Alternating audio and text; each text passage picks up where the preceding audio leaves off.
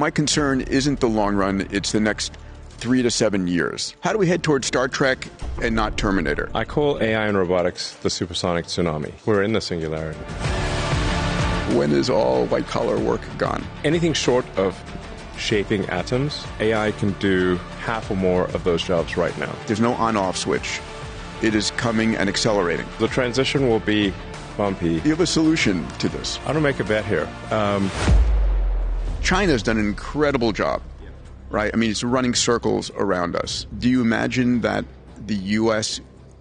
could make that level of investment and commitment? Based on current trends, China will far exceed the rest of the world in AI compute. Every major CEO and economist and government leader should be like, what do we do? We don't have any system right now to make this go well. But AI is a critical part of making it go well. There are three things that I think are important. Truth will prevent AI from going insane. Curiosity, I think, will foster any form of sentience. And if it has a sense of beauty, it will be a great future. It's going to be an awesome future.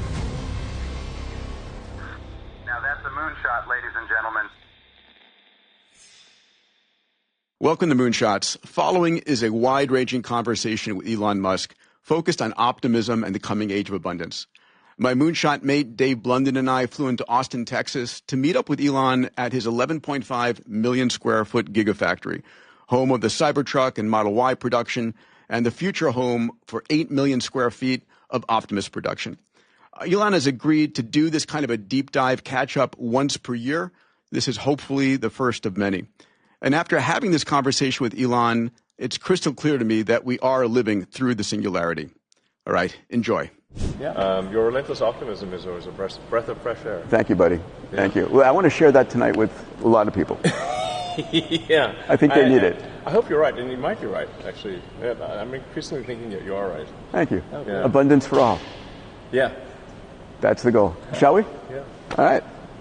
Right now, putting a lot of time into chips. Good. You are personally. Good. Yeah. Yeah. It's always with some interesting. AI assistance, I assume. What's that? With some AI assistance, I assume. The design and not enough. Yeah. It'd be nice if we could just hand it off to the AI. Yeah. Yeah. Soon enough. Yeah, I tried to do some circuit design actually with AI recently, just a couple of weeks ago. Not happening yet. Very soon, though. Yeah. I think probably at this point, Grok, if you took a photo and submitted it to Grok, it could probably tell you if the circuit is if there's something wrong with it. Yeah. Yeah. All right, I'm going to give it a shot. You're using the same Grok that I'm using? Grok keeps updating. So. Yeah. 4.2, but 5 is soon, right? 5 is Q1. Yeah. 4.2 has not been released yet. Okay. Externally. But yeah, I mean, if you just upload an image into Grok, it's just quite a good job. Yeah. Of analyzing any given image. Absolutely. Let's start. Yeah. We're going to talk about this. All right. We'll come back. I mean, to it. let's see if I take a picture of you. What is it? Let's see what it. Yeah. What's it going to say about me? Yeah. It's going to say you're a flawed circuit. I also have to remember to update it because we update the Grok app so frequently. You know, I asked Grok to roast me. Oh, it does a good job. And it did an amazing job. Then I asked Grok to roast you. Yes. And I spit out my coffee. It was hilarious. And then I asked it, You say be more vulgar. It just keeps telling it to be more and more vulgar. I asked until it's like, mother of God. Wait, is Bad Rudy still out, or did that get repealed? Bad Rudy's still there? And I asked Grok, does Elon know what you say about him? And she goes, it's a she for me. She goes, what is he going to do about it? What is he going to do about it? Yeah, let's see. Okay. So I just literally took a photo of you and see what it is. Did you ask a question? No, nothing. I didn't say anything. This man is hugely... This is Peter Diamandis. Yes. So, okay. That's pretty good. Yeah, that's great. No context whatsoever. The host of the podcast Moonshots. Yeah. Sometimes that's your first credential now. That's noteworthy. Forget about everything else I've done in life. See, it comes back to your podcast. There was a no context image. Yeah. By the way, Grokopedia is awesome. Okay, great. I mean, just phenomenal. Cool. It's like I tried to update my Wikipedia page for years, impossibly. Mm-hmm. And it knows me. Amazing. Yeah. He's wearing a black quilted jacket featuring a Sundance logo. Not quite true. It's my Abundance logo. It's a little wrinkled, a little wrinkled on the corner. See the. Yeah. Can it see it? Give or it a not see chance. I think so. Okay. Anyway. Yeah, but it basically, it's pretty damn good. Yeah. He's smiling and relaxed with a laptop in front of him. Yeah, it's true. Yeah, that's true. Yeah. Well, Should we say that's roast? not quite a circuit, though. I got to test it on the circuit. Roast him. Only it has to be read by you, though. I mean, I won't read the whole thing, but All right, give me a taste. I can take it. okay. Check out that grin. Dude smiling like he just discovered a new way to monetize hope. Monetizing hope. Oh, that's good. Yes. I want to try and answer the question, can AI and tech help save America and the world? Right? I want to give people listening a dose of optimism. There was a survey done in mid-December by Pew that said 45% of Americans would rather live in the past, and only 14% said they'd rather live in the future, which is insane to me. Right? Obviously, they never read history. The challenge is most Americans, all they have of the future, it's like Hollywood has shown us killer AIs and rogue robots, right? And people are worried about their jobs. They're worried about healthcare. They're worried about, the cost of living. The challenge is how do we help people? I mean, you pinned on X, the future is going to be amazing with AI and robots enabling sustainable abundance. I was thinking for all. of you when I did that. Thank you. Yeah. I appreciate that. Yeah. And well, I mean, I was like, what would Peter Diamandis say? Yeah, and that's I was channeling you. Thank you. I couldn't agree more. Yeah, I don't think Dave could agree more either. That's correct. So my question is from a first principle standpoint, right? Yeah. The rationale for optimism. How do we head towards Star Trek and not Terminator, right? How do we head towards Roddenberry, not Cameron? Yeah. Jim, I won't go into that. The diverging path meme. Yes, it is. Avatar has some hopeful parts, but anyway. Yeah. Yep. How do we go towards universal high income instead of social unrest? So, why not both? Because we don't want social unrest. Most Jews. Yeah. So, have universal high income and social unrest. That's my prediction. That will make for a lot of problems. Is that your actual prediction? Yeah. Yeah, it seems likely. I'm like, tell me I'd I'm love wrong. to push back on it. Yeah, exactly. Well, but it seems like that's the trend. Yeah, totally. No, we have.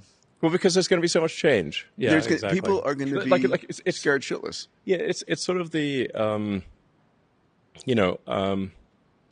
it's like, be careful what you wish for because you might get it. Yeah. Now, if you actually get all the stuff you want, is that actually the future you want? Yeah.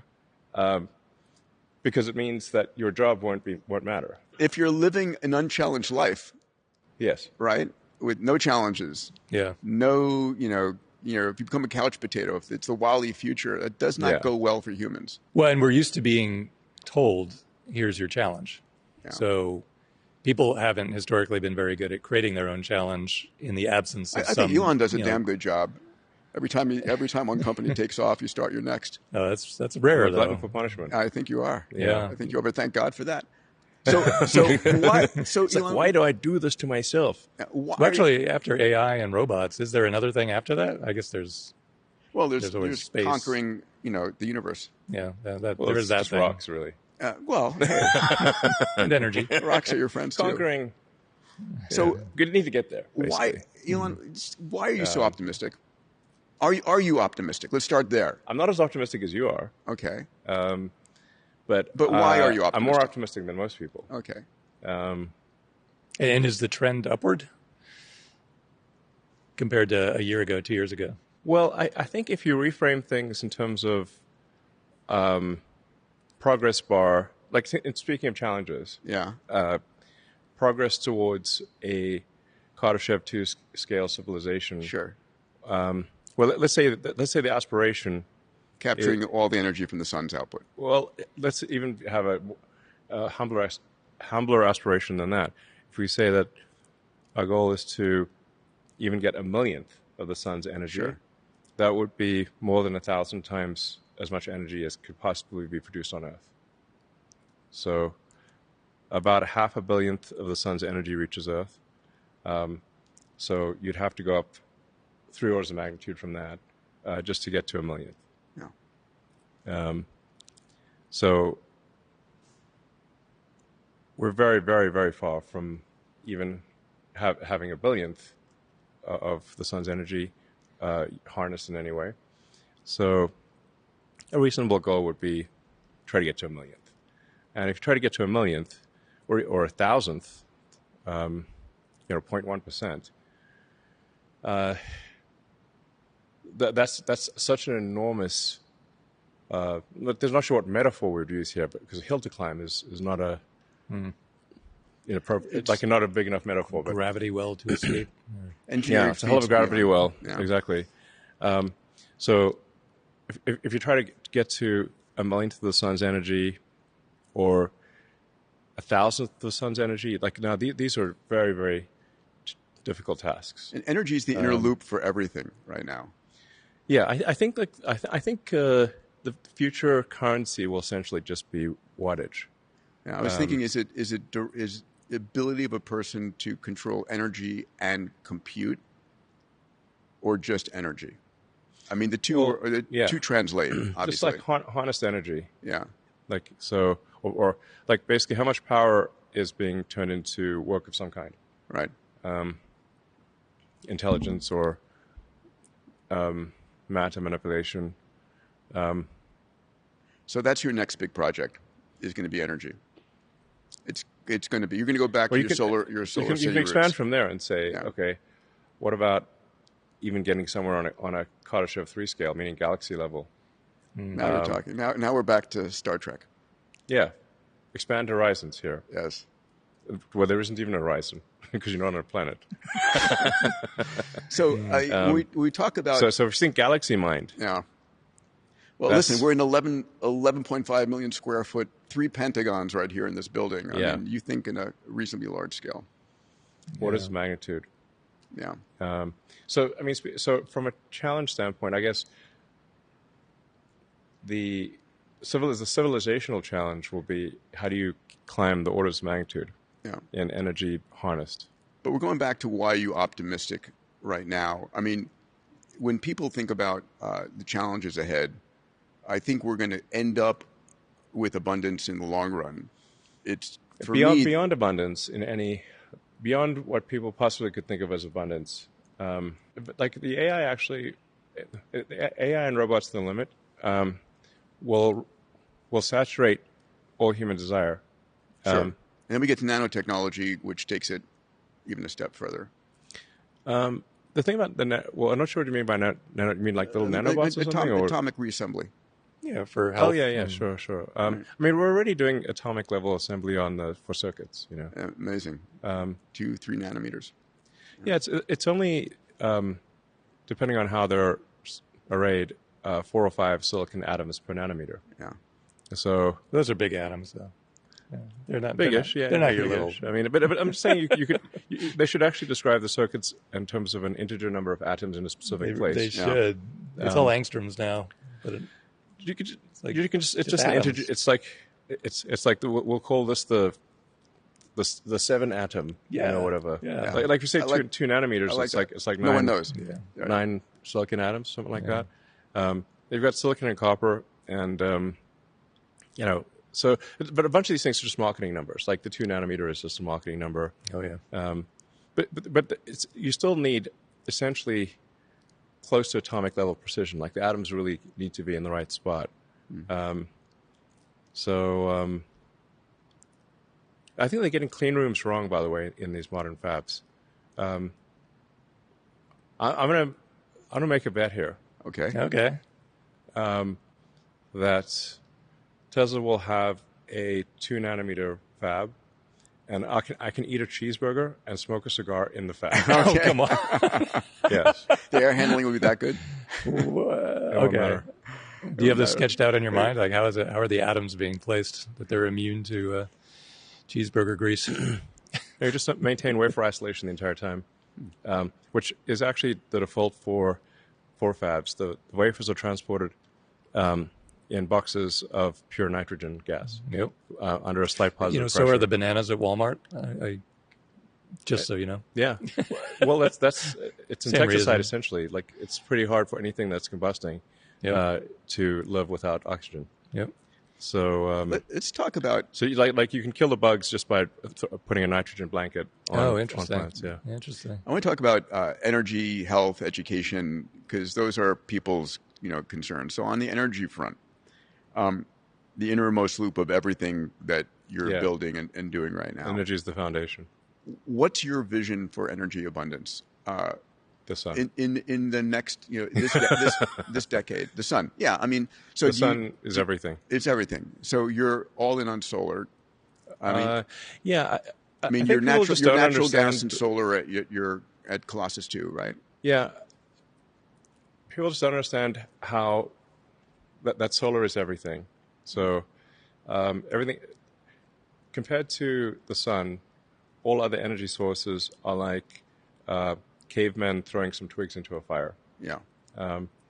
So the sun is over 99.8% of all mass in the solar system. Jupiter is around 0.1% of the mass. So even if you burnt Jupiter, the energy produced by the sun would still round up to 100%. Yeah. Mm-hmm. And then if you teleported 3 more Jupiters into our solar system and burnt them too, it would still round up. The sun still rounds up to 100% of energy. Any interest in fusion? I mean, like fusion on the planet, fusion on Earth. You know what? You know what's coming a mile away. You're never going to guess how the sun works. Giant coal plants. I mean, we have a giant free fusion reactor that shows up every day. 93 million miles away. It's farcical for us to create little fusion reactors. I mean, that would be like, having a tiny ice cube maker in the Antarctic and say, "Hey, look, we made ice." I'm like, "Congratulations!" Even the fucking Antarctic. So totally with you on this. There's like 3-kilometer high glaciers right next to you. Okay. Yeah, sure, you can make an ice cube. If you just narrow the question to the Memphis timeline, so Memphis data center timeline between 1 gigawatt and 10 gigawatt, you're not gonna pull 10 gigawatts out of Memphis. Maybe you are. 2 or 3. 2 or 3. Okay, so there's still a gap between there and the next whatever. You just farmland. So and they're not in space yet at that point. We're still in Toyland here on energy. Toyland, you said? Toyland. 10 gigawatts. What's amazing is there's 100 megawatts right outside the door here, and it's massive. Yeah, it's enormous, and it uses more energy imagine 100 times than everything. All these manufacturing lines combined use less energy than that. I think, but we're talking about a gigawatt. Cortex 1 was the third largest training cluster in the world. Yeah, for doing coherent training. You're falling behind. Well, we have Cortex 2 that's being built out. Yeah. That'll be half a gigawatt and operational middle of next year. So going back to what Dave is saying, over the next 5 years, what are you scaling on energy front? 5 years is a long time. I mean, energy. China's done an incredible job. Yeah. Right. I mean, it's running circles around us. China has done an incredible job on solar. Yeah. It's amazing. So I believe China's production capacity is around 1,500 gigawatts per year of solar. Yeah, they put in 500 terawatts in the last year. Terawatt hours. Yeah. Terawatt hours. I was like 500 terawatt hours, to be very specific. Yeah. In the last year, 70% of that was solar. And they're just scaling. Do you imagine that solar scales? Do you imagine that the U.S. could make that level of investment and commitment? Because people are worried about their energy bills going up with no data centers in our backyard. How do we provide? I mean, energy is equivalent to cost of living. It's equivalent to health. It's equivalent to clean water. The higher energy production of a country, the higher its GDP. Energy is important. So what do we do to scale that way? Do we do it in solar here? I think we should scale solar substantially in the U.S. Tesla and SpaceX are scaling solar, and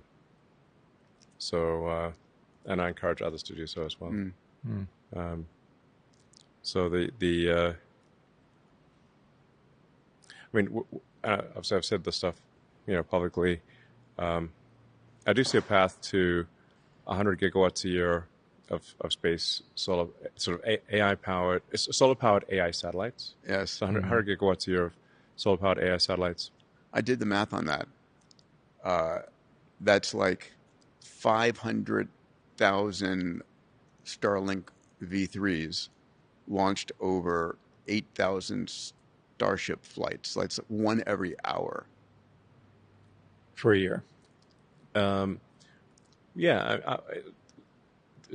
10,000 flights a year is a reasonable number.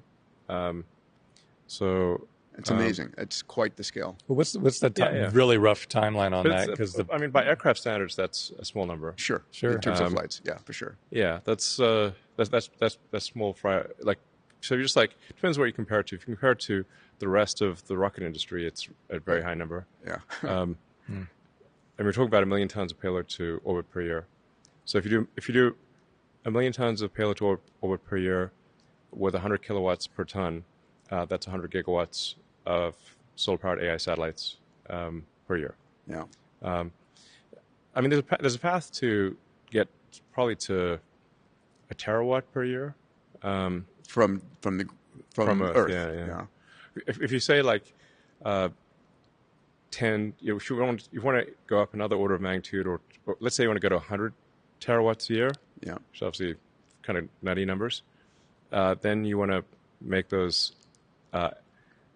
AI satellites on the moon, and use a mass driver. Yeah, so the Gerard K. O'Neill approach. Well, like Robert Heinlein, Moon is a hot Heinlein, sure, of course. Pretty much. Yeah, I love that book.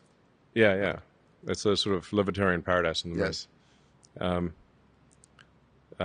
Yes. So because on the moon you can just accelerate the satellites into to escape velocities around 2,500 meters per second, and there's no atmosphere, so like a mass driver works very well on the moon.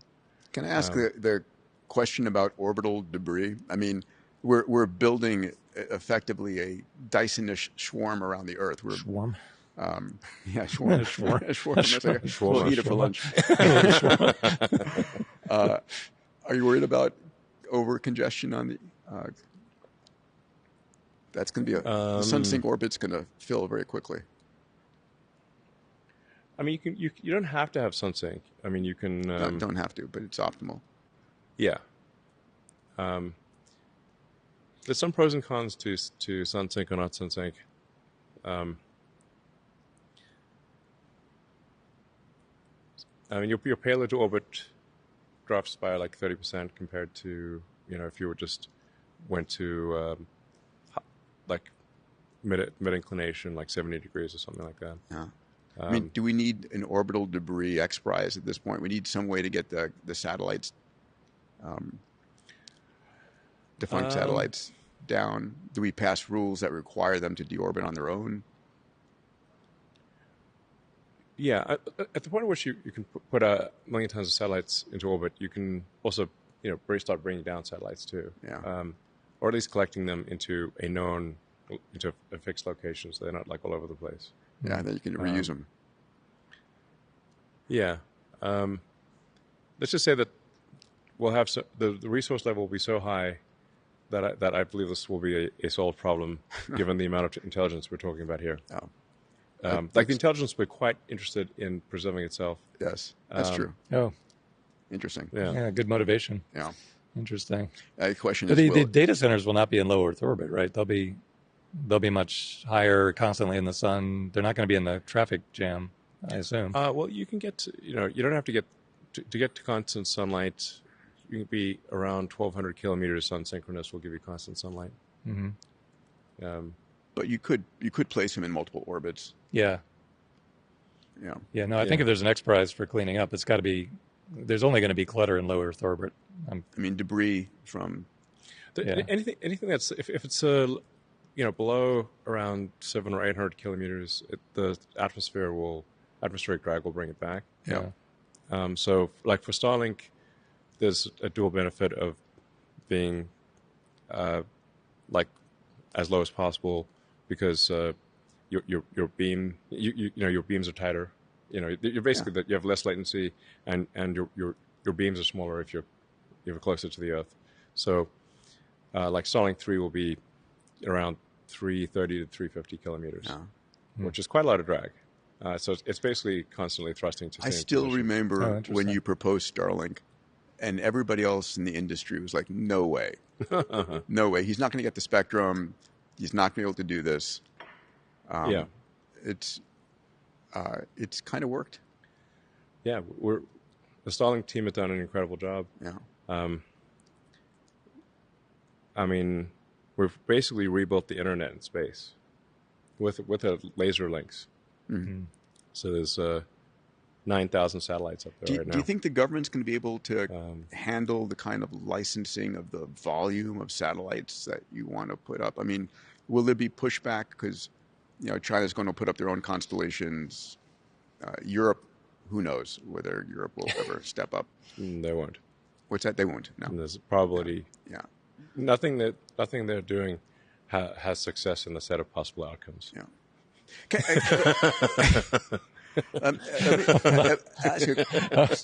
just got back from Rome. I don't want to touch that railing. Success is not on the set of possible outcomes. No, the chart. The chart of outcomes, though. They can keep the it chart that entertaining. shows the number of billion-dollar startups in the U.S. versus Europe. Have you seen that graphically? Oh my God, it's crazy. And data centers too. It's actually. No one was talking about orbital data centers 6 months ago. Yeah. Nobody. And then all of a sudden, Sundire's on it. You're out with it, and it's the hot new thing. And it is. What tipped it? What happened? What happened that every company is now talking about orbital data centers? I guess it went viral on X. It did. I don't know. Is every company talking about it? Yeah. Everybody's got their own orbital data centers. Oh, for sure. And I was suggesting to Peter that you updated the math on launch costs and that it's a tipping point very quickly with the updated math. But Starship's been the cost for, I don't know what you hold. Well, is it $100 per kilogram, $10 per kilogram? What do you have Starship at? Well, it's possible that Elon said that and nobody believed it until now. No. You can go back and look at even back when it was Twitter, my old tweets. I said these things many years ago. $100 or $10 a kilogram? Yeah, and I said we're going to do 1 million tons a year to orbit. And we've got to get the cost down. Yeah. Well below $100 a kilogram. So that's going to move the data centers to orbit. We will. You can basically do the math. Like if you've got a fully reusable rocket, which is fully and rapidly reusable like an aircraft, then this is a very difficult thing to do. Obviously, I think it's at the limit of human intelligence to create a fully and rapidly reusable rocket. But it is possible, and we're doing it with Starship. It's been the holy grail in the aerospace industry forever. Yeah, quest for the holy grail rocket. Yeah. And then pretty much. Yeah, it is. I mean, right? Yeah. The DCX was the first little things that we're trying there, and it's been, back when I was in the space industry, that's all everyone ever spoke about. And then when Falcon 9 first reused its first stage, all the traditional aerospace industries did not believe that even Falcon 9 could fly and reuse. Literally, you can come see it land at Cape Canaveral. Yeah. And then take off again. Yeah. So I don't know how you would not believe a thing that you can see with your own eyes. Yeah. Well, they didn't believe you could. They didn't believe you could do it. The leap from there to the launch costs actually requires more faith than just that. But I think Starship is the launch cost tipping point, and that somewhere in that, before you had Twitter, it became X. Somewhere in that timeline, it went from speculative to no doubt. And I don't know if that's a smooth line or a couple of good launches in between, but I suspect that the data centers in space ties directly to the credibility. The public is not thinking about orbital data centers. They're thinking about energy and the cost of energy here in their hometown. And sort of there's a lot of doomer conversations out there. The data centers are going to drive the CPI up. They're not entirely wrong. Okay, so what's the energy solution here on Earth for the rest of humanity, or the non-AIs? Oh, there's something other than data center uses of energy. Okay, Right. That's complex. Well, the best way to actually increase the energy output per year of the United States or any country is batteries. So the peak power output of the U.S. is around 1.1 terawatts, but the average power usage is only half a terawatt. Yeah. So if you just buffer the energy, so charge up the batteries at night, discharge during the day, without incremental capital expenditures, without building new power plants, you can double the energy throughput of the U.S. The energy output per year can double with batteries. And do we have those batteries in development? Yeah, Tesla makes them. Okay, so you think the current Tesla battery packs? What do you think? What do you think? I literally have. I went on stage and presented the thing. Yeah, that's the dead giveaway. So I even went to installations of the mega packs, and there's. So why don't people do this? It's on the internet. So, yeah. So do you think they are? And China, by the way, is like. It seems like China listens to everything I say and does it basically, or at least, or they're just doing it independently. I don't know, but they're certainly making massive battery packs, like really massive battery pack output. They're making vast numbers of electric cars, vast amounts of solar. I don't know. These are all things I said. We should do here. Fundamental, sure. When I fly over America. Santa Monica in LA, when I'm piloting, and I look down, they're like 0 roofs have solar on them. 0 roofs. Yeah, I mean, it's not essential to have them on a roof. Okay, but it's a convenient place to have them. Yes, but the surface area of roofs is. I'm not saying it shouldn't, but it's. Tesla makes a solar roof, which is the only solar roof that isn't ugly. Our solar roof actually looks beautiful. Yeah. But if you want to do solar at scale, you just need more surface area. So we have vast empty deserts in America. Like if you fly from LA to New York or just fly across country and you look down, for a large portion of the time you look down, it is bleak desert. Yes. It looks like Mars, essentially. We're not worried about overpopulation there. No, I mean, there's barely a lizard alive in these scorching deserts. Yep. It's not like farmland we're talking about. We're just talking about places that look like Mars, like just scorched rock. So if we put solar where we currently have scorched rock, I think this will be a quality of life improvement for the lizards or the few creatures that live in this very difficult environment. Do we have the distribution network it's for like, that? Liz is going to be, thank God, some shade, finally. Do we have the distribution network to be able to do that? Yeah, you need to materially affect quality of life. You need to capture and store, a couple hundred gigawatts? Is that in the realistic cards? You could just put the data center, I guess, locally there. Well, we already covered data centers. Yeah. They're in space. We're talking about, the other... Yeah. Like, I don't know, like in an abundant world 5 years from now, massive amounts of compute, massive, universal high income. I don't know what our high income, data... like universal, you can have whatever you want income. Yeah. Yeah. That's really what it amounts to. But in that world, other than compute energy, how much more energy do we need? Like 30, 40, 50%? Or I don't know, unless we want to move mountains around to make a ski mountain, in the backyard. Because I think the vast majority of energy consumption will go into compute. And then there may be use cases I'm not thinking of, like, right here is a nice case study because manufacturing every one of these cars coming out at the rate of one every minute or two is less energy than the data center that's training the cars to drive, to self-drive. Yes. So that's a good little case study. And we don't need that much more physical energy for abundant happiness.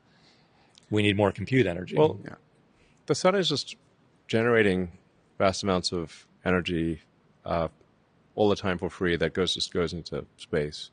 So I think we'll end up trying to capture, I don't know, a millionth of it, like a millionth, a thousandth of the sun's energy. We're currently, I'm not sure the exact number, but we're, I don't know, we're probably at 1%-ish of Kardashev level 1. Fair enough. Yeah. I would guess that's high. I'm just Yeah. saying. Yeah.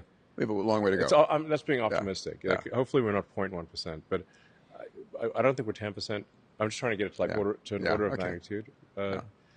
So pull it like we're roughly 1% of the currently using 1% of the energy that we could use on Earth. I think the bottom line from a first principles thinking for the public is there's a lot of energy out there. A lot. And we have it in the U.S. We have it on the planet, and it needs to be captured. And the tech to capture it is here and improving every year. Yes. Yeah.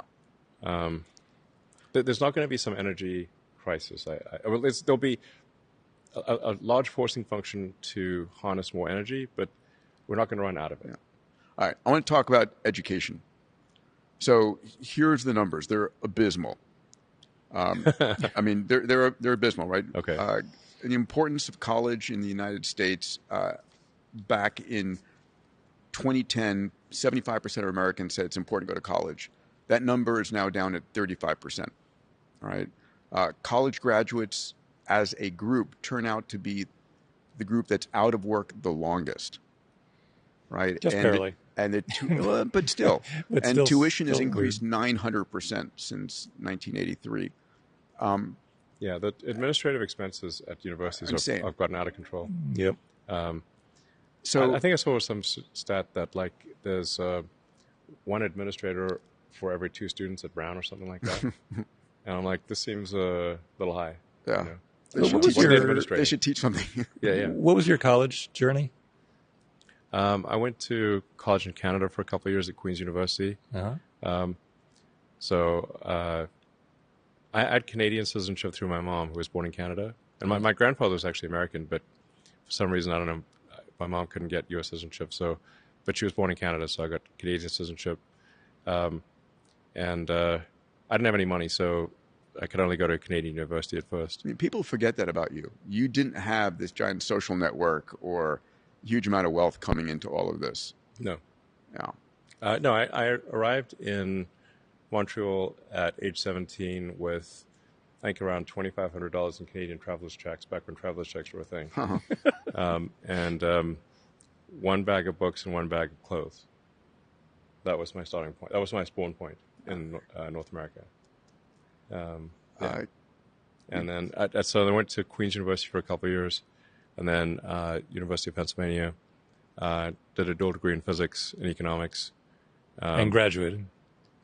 Undergraduate at UPenn, UPenn Wharton. Yeah. And then I came out to do, I was going to do a PhD at Stanford, working on energy storage technologies for electric vehicles, essentially material science, I guess, fundamentally. Yep. The idea that I had was it was to try to create a capacitor with enough energy density that you could get high range in an electric car. It's funny, I invested in an ultracapacitor company. It didn't go well. Well, it's one of those things where, so you could definitely get a PhD, but it wasn't clear that you could make a company or do something useful. Like this, most PhDs, hate to say it, but most PhDs do not turn into something that's going to... Do not turn into something useful. Yeah. Like you could add a leaf to the tree of knowledge, but it's not necessarily a useful leaf. Enormous fraction of great entrepreneurs are dropping out of grad school or undergrad, but nowadays the sense of urgency is off the charts. But I mean, they're popping out everywhere. Yeah, because, don't waste your time going to grad school, start a company. Yeah, curriculum is nowhere near caught up to what's actually going on in technology, and I don't have time. And we talk about this all the time. It's like, this is the moment. I think right this now is the moment. It's like it's not clear to me why somebody would be in college right now unless they want the social experience. Yeah. I mean, if you have the ability to go and build something. So the question is, how would you redesign the educational program, if I could be so blunt, as to create more Elon Musks? If we want to create an Elon Musk factory of people who start with very little, but are able to drive and drive breakthroughs, what's involved there? What drove you? Curiosity about the nature of the universe. So And I'm that just curious about the meaning of life and, what is this reality that we live in? So How early? My son Dax wanted to know, what was it like for you in middle school and high school? He's 14 years old. He's in that age range now. Well, I found school to be quite painful, and it was very boring, and in South Africa it was very violent. So it's like it was like that book Ender's Game. Yes. But in Survival. reality, IRL. Yeah. Ender's Game IRL. It was like, but not as fun. So your goal was escape. Yes. Escape from the prison. So that's a question I have. Do you think that it was miserable? Do you think most successful people have had a lot of hardship early in life? Do you need to have that level of hardship? Probably need a little bit of hardship, I suppose. Yeah. And then so it's always tricky. Like, what are you supposed to do with your kids? Create artificial adversity. Put them in. That's cruel. Yeah. Do you have an answer? That's a Warren Buffett topic, actually. Yeah. What do you do? Yeah. But seriously, it's not easy to create artificial adversity because if you love your kids, you don't want to do that. Yep. So, that's for sure.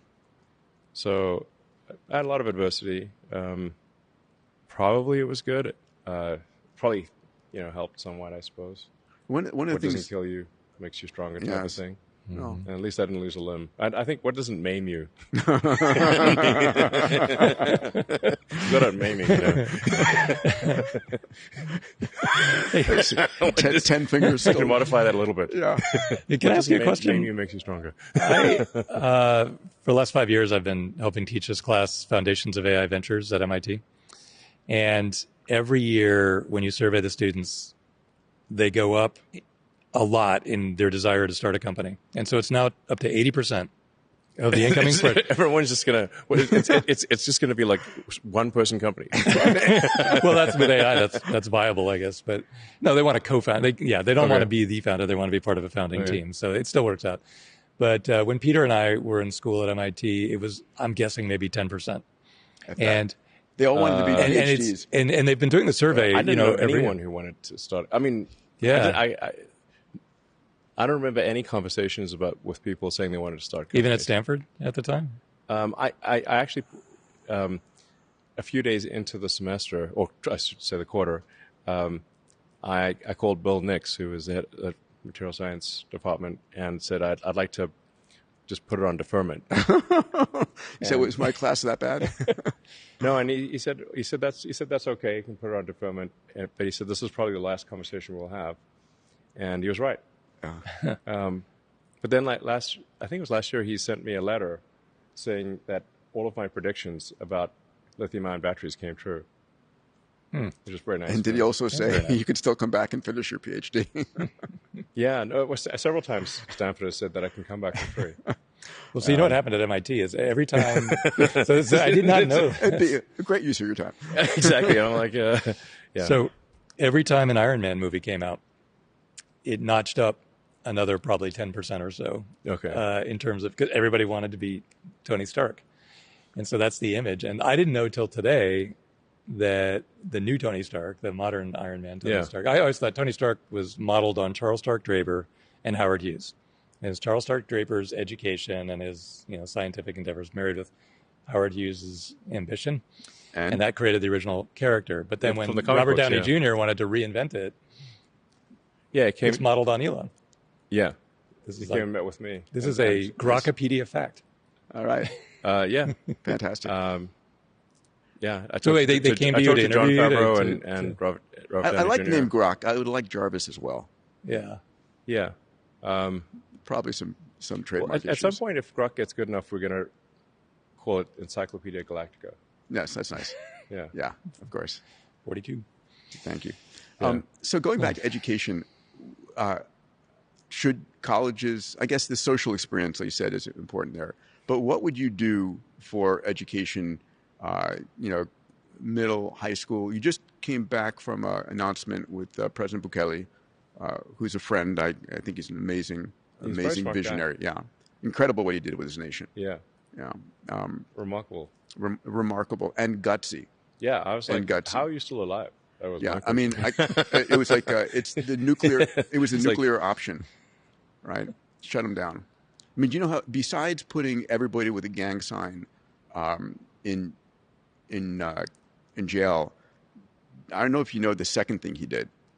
He went to all of the graves of all the gang members out there and destroyed the graves and said, "Your memory will not be remembered in this nation." That's just badass. And it worked. I mean, you have to be badass motherfucker to take on all the narco gangs and win. And live. Yeah, and still be alive. And live. He's got a great guard at his palace there. But yeah. what did you announce with him in El Salvador? It was just basically to use Grok for education, like personalized Hopefully education. Not the vulgar version of it. Yeah, we would have like, the kids-friendly version of Grok. But obviously AI can be an individualized teacher that is infinitely patient and answers all your questions. Oh. Now you still need to be curious, and you still need to want to learn. Grok can't make you want to learn. It can make learning more interesting. It could probably gamify and incentivize it, right? It can make learning more interesting, and less of a production line. But kids do need to have to, if they need to want to learn, Yeah. People should just think of the brain as a biological computer. Yeah, it's a neural net. Yeah, it's a biological computer with with a number of neurons and neural efficiency. Yeah. So what you can't do is turn any arbitrary kid into Einstein. This is not realistic because Einstein had a very good meat computer, like an outstanding meat computer. So you can't just do Shakespeare, Newton, Einstein type of thing, unless the meat computer is an exceptional one. Mm-hmm. So what do you think? So when people say we need to solve education in the United States because it's fundamentally broken, I think what's really broken, I'm curious, is the old social contract that says do well in high school, get into good college, get a degree, and then get a job. And I don't know that that's going to be valid in the future. We talk about this on the pod a lot, that the career of the future isn't getting a job, it's being an entrepreneur. It's finding a problem and solving it. Yeah. Do you agree with that? Right now, I'd say people should just, go to school for the social experience, use more AI. The conventional schooling experience, I think, could be a lot better. What we're going to do in El Salvador and hopefully other places, just have individualized teachers. That's going to be much better. And you could go to a school with a bunch of other kids, I guess, if you want to hang out with other kids, but you don't need to. Right. You could do it on your phone at home. So that's why I say, at this point, education is a social experience. When I talk to my kids who are in college, they do recognize that they can learn just as much independently. In fact, that they would learn more in a work situation. Yeah. They're there for the social experience and to be around a bunch of people of their own age. It's more of a coming of age social experience. Sure. Being on your own, learning how to lead or defend yourself, as the case may be. Well, yeah. I mean, if you join the workforce, you're, from this perspective of like a 19-year-old with a bunch of old people. And if you're doing engineering with a bunch of middle-aged dudes, it's like, do you really want to do that, or do you want to hang out with, where there's at least some girls your age, type of thing. Yeah. I want to get back to this when we talk about not a lot of other choices, actually. I want to get back to this when we get to universal high income, but I want to talk about health and longevity 1 second. The U.S. is ranked number one in health expenses worldwide. and it's ranked 70th in health span. Right? We Oh, pay really? 70th? 70th. Is that a From fair, Grok. Is that accurate? Is Grok? Well, I don't know. Well, It sounds, everybody listening sounds should low. check it I think we'd be better than 70th. for health span. Yeah. Whatever. It's So it's like we just get fat or something. We're not the or what? top 10. Maybe Ozempic can help us climb the rankings there. So you Would you just run around? We need Cupid, but Ozempic.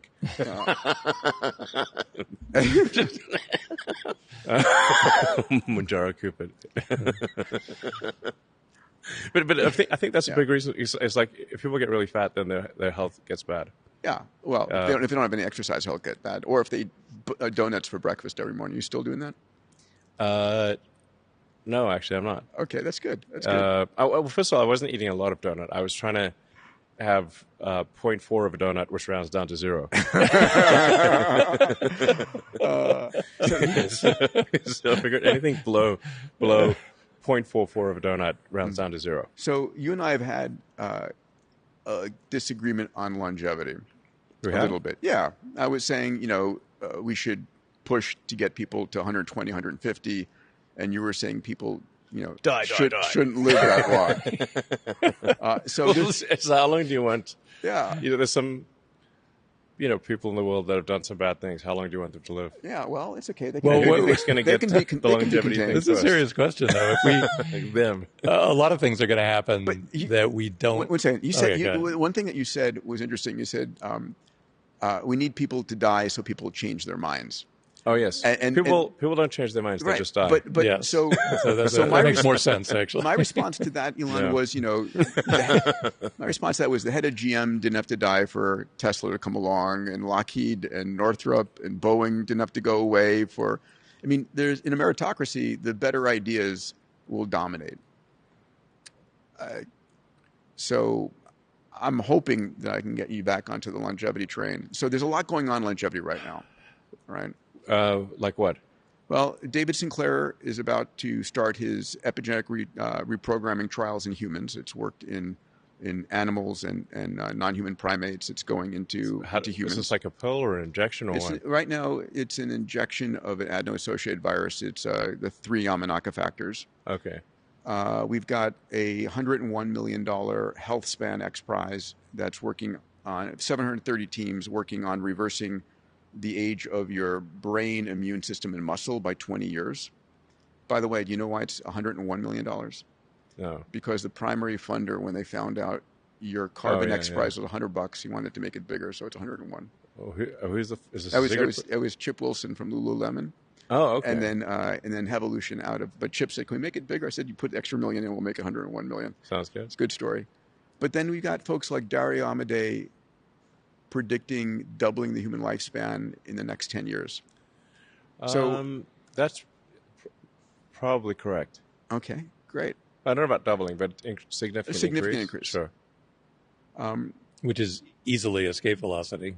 I mean, Easily, because right. when Depending on how old you are, yeah. Oh yeah, for sure. Or effective age, yeah.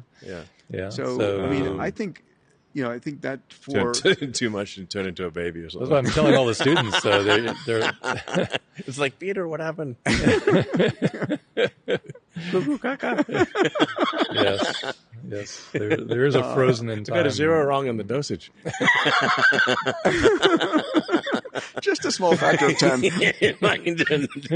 You'll grow out of it. It'll be fine. Yeah, exactly. You won't remember it. Literally. I mean, wouldn't it be funny if we do this in like 10 years? Okay, we should do it in Okay. We'll do it in 10 years for right. sure. And let's see if we look younger. That's a good side bet. My comment was always, at least All right. Elon's, back then, Elon was like, late 40s. Wait till he gets into his 60s. He's going to want, longevity more. I mean, I want things to not hurt. Yeah, sure. Of course. It's like Yeah. it's like basically it seems like it's only a matter of time before you get back pain. Yeah. Like it's a when, not an if. When your back hurts. Arthritis. Yes. Yeah, like these All those things things. suck, basically. And- Yeah. Being able to sleep through the night without going to the bathroom. It's worth a lot. It's very How much for that valuable. one? Yeah. It's More than hope. That one, oh man, that's like the infinite money one. Why did you invest in longevity? So I could sleep through the night and not go to the bathroom. Bladder, duration. Yeah, I mean, admittedly, if you have to wear adult diapers, that's a bummer. That's not good. Adult diapers are real. It's like one of the signs that a country is not on the right path. Is when the adult diapers exceed the baby diapers. Yeah, we're there. Well, that's, yeah, Yes. South Korea will be there. They passed that point. Are they passed that They point? passed that point many years ago. Japan passed the point many years ago. Doesn't go well looking at the Japanese economy. No, I mean South Korea is like 0.7, 1/3 replacement rate. Yeah, Isn't that crazy? Yeah, so 3 generations, they're going to be 1/27th, so 3% of their current size. I mean, North Korea won't need to invade; they can just walk across. Yeah. This is going to be some people in, walkers or something. There'll be a bunch of optimists and robots by then basically. But you've been very verbal about the not overpopulation but massive underpopulation. Yeah, I've been saying this for ages. Yeah, longevity is going to be an important part of that solution. I also think, by the way, if you increased the productive life of most Americans by just a few years, you'd flip the entire economics here. Well, if they were willing to work. AI and robots is going to make everything free, basically. Yeah. But how long would you want to live? I want to go. Other planetary systems. I want to go and explore the universe. Yeah, I mean, I would like to double my lifespan for sure. I don't want, I'm not sure I wanted to talk about immortality, but, at least 120, 150 is a long time. One of the worst curses possible would be that. Yes, may you live forever. May you live forever. Yeah. That would be one of the worst Yeah. curses you could possibly give anyone. But I think life's going to get very interesting. Yeah. Far more. We're going to speed run Star Trek, as my partner Alex Wiesner-Gross says. Yeah. Yeah. Speedrunning Star Trek would be cool. Yeah. Well, at a minimum, your kids will have infinite life expectancy if you're talking about escape velocity. If you can double lifespan, it's not even close. You're clearly past longevity, escape velocity. The idea of 50 years of AI improvement. Yeah, it's great. I mean, we're going to have that in 20 years. I don't know. I've got too many fish to fry. So I invited. This is something, by the way, that I think it's very. Obviously, other people think this too, but I've long thought that like longevity or semi-immortality is an extremely solvable problem. I don't think it's a particularly hard problem. I mean, when you consider the fact that your body is extremely synchronized in its age, the clock must be incredibly obvious. Nobody has an old left arm and a young right arm. Right. Why is that? Oh. What's keeping them all in sync? Oh. You're programmed to die. Is the way you're programmed to die, and so if you change the program, you will live longer. And we've got species of the bowhead whale can live for 200 years. The Greenland shark can live for 500 years. And when I learned that, I said, why can they? Why can't we? And I said, it's either a hardware problem or software problem. And we're going to have the tech to solve that. And I do believe that it's this next decade. So the important thing is not to die from something stupid before the solutions come. I invited you. In retrospect, the solution to longevity will seem obvious. Yeah. Extremely obvious. I think the thing worth working on, now Peter's going to work on this anyway, but the thing to work on is exactly what you said. If calcified old ideas don't just die off, add that to the pile of things we need to think about today. Because there are a whole host of other AI-related things we need to think about today. Let me finish on the longevity point 1 second. Elon, I want to invite you again. So there's a company called Fountain Life that created with Tony Robbins, Bob Hurry, Bill Kapp, and we do a 200 gigabyte upload of you, everything knowable about you, full genome, full all imaging, everything, right? President Bukele and the First Lady came through, called it an amazing 10 out of 10 experience. I think I don't want you to pull a Steve Jobs. and kick the bucket because of some something they didn't know. I mean, so if you ask yourself, curable cancer or something. do you actually know what's going on inside your body right now? I did an MRI recently and submitted it to Grok, and it didn't. But none of the doctors nor Grok found anything wrong. But that's a fraction of the information, right? Yeah. I mean, it's your full genome, your microbiome, your metabolome, everything, and it's possible. Don't call me. What's that? Don't call me, bro. We have a center in. Your water bottle. We have, God damn it! Too late. Sorry, it's already in the works. So, can you go through the rationale of UHI? How does universal high income work? Okay, so there's going to be more intelligence, digital intelligence, than all human intelligence combined, and more humanoid robots than all humans. And assuming we're in a benign scenario, Star Trek, sort of Roddenberry, not Cameron situation. Yeah. Poor Jim. Yeah, I mean, I guess it's important to have these sort of counterpoints. Yeah. Let's not go in that direction. Thing. The robots are going to just do whatever you want. All the blue collar labor is being done by robots. All data centers are being built by robots. The white collar labor will be the first to go, because until you can move atoms, the thing that can be replaced first is anything that involves just digital. Like if it's digital, like if it involves tapping keys on a keyboard and moving a mouse, the computer can do that. The AI can do that. Sure. You need the humanoid robots to shape atoms. So if all you're doing is changing bits of information, which is white collar work, that is the first thing that when AI is it gone? will. This is the inspirational. This is the inspirational part of the podcast, by the way. Okay. When is all white collar work gone? By when? Well, there's a lot of inertia. So even with AI at its current state, I'd say you're pretty close to being able to replace half of all jobs. And you know that white collar jobs. That includes anything like education too. Yeah. Mm-hmm. So anything that involves information, and anything short of shaping atoms, AI can do probably half or more of those jobs right now. Sure. But there's a lot of inertia. People just keep doing the same thing for quite some time, and there actually has to be a company that makes more use of AI that competes with a company that makes less use of AI, creating a forcing function for increased use of AI. Right. Otherwise, the company that still has humans do things that AI can do will still continue to exist. Being a computer used to be a job. So it used to be that a human computer, a computer. Being a computer was a job. You would compute numbers. Sure. Yeah. It didn't used to be a machine. It used to be a job description. Yes.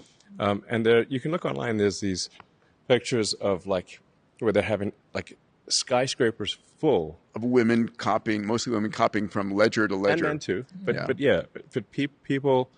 It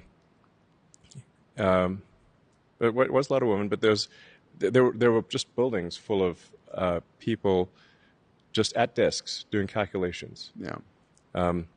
So they'd be calculating the interest in your bank account, or some science experiment or something like that, or what. But if you want calculations done, people would do it. Now, one laptop with a spreadsheet can outperform a skyscraper of several hundred human computers, right? Of people doing calculations. Now, if even a few cells in that spreadsheet were done manually, you would not be able to compete with a spreadsheet that was entirely a computer. Mm-hmm. Yeah. What this means is that companies that are entirely AI will demolish companies that are not. Right. It won't be a contest. Agreed. That's And a good that analogy. that flippening. Yeah, just one cell in that. Just one. If I'm gonna do that. would you want home, even actually. one cell in your spreadsheet to be manually calculated? Yeah. That would be the most annoying cell, and you're like, God damn it. Yeah. and gets it wrong a bunch of the time. Yeah. Introduces error rate. Yeah. So this flippening, if you would. The flippening. The quickening. The flippening. Are we monetizing hope effectively? Yes. not at this moment. I think we're at peak doom for people worried about the future of their jobs. We're at peak doom. We're going to do that. I'll send you the T-shirt. And the mug. And the mug. Monetizing hope. Monetizing hope. Yes. The mug. So wrong. but you have a solution to this, which is UHI. Yes, everyone can have whatever they want. So how does that work? How does UHI work? It's a good question. Like, we have to figure out some, like, I mean, it's not a bumpy road. I mean, so my concern isn't the long run; it's the next 3 to 7 years. Yes, the transition will be bumpy because we humans don't like simultaneously. Yes, we'll have radical change, social unrest, and immense prosperity. And you can buy all the cyber trucks you want. Things are going to get very cheap. Yes. So this is actually, in fact, if this doesn't happen, we'd go bankrupt as a country. So the national debt is enormous. Yeah. The interest on the national debt exceeds not just the military budget, but the military budget, I think, plus Medicare or Medicaid, one of the two. It's like 1 point something trillion. Yeah. It's crazy. Of interest. Yeah. Which is growing. Yes, and the deficit is growing. Yes. But so if we don't have AI and robots, we're all going to go bankrupt, and we're headed for economic doom. We're going. So back, it's we're like going There's back, also competitive pressure from China, so this is definitely going to happen, I guess. We're going back to the theme of this talk: how can AI and exponential tech save America and the world?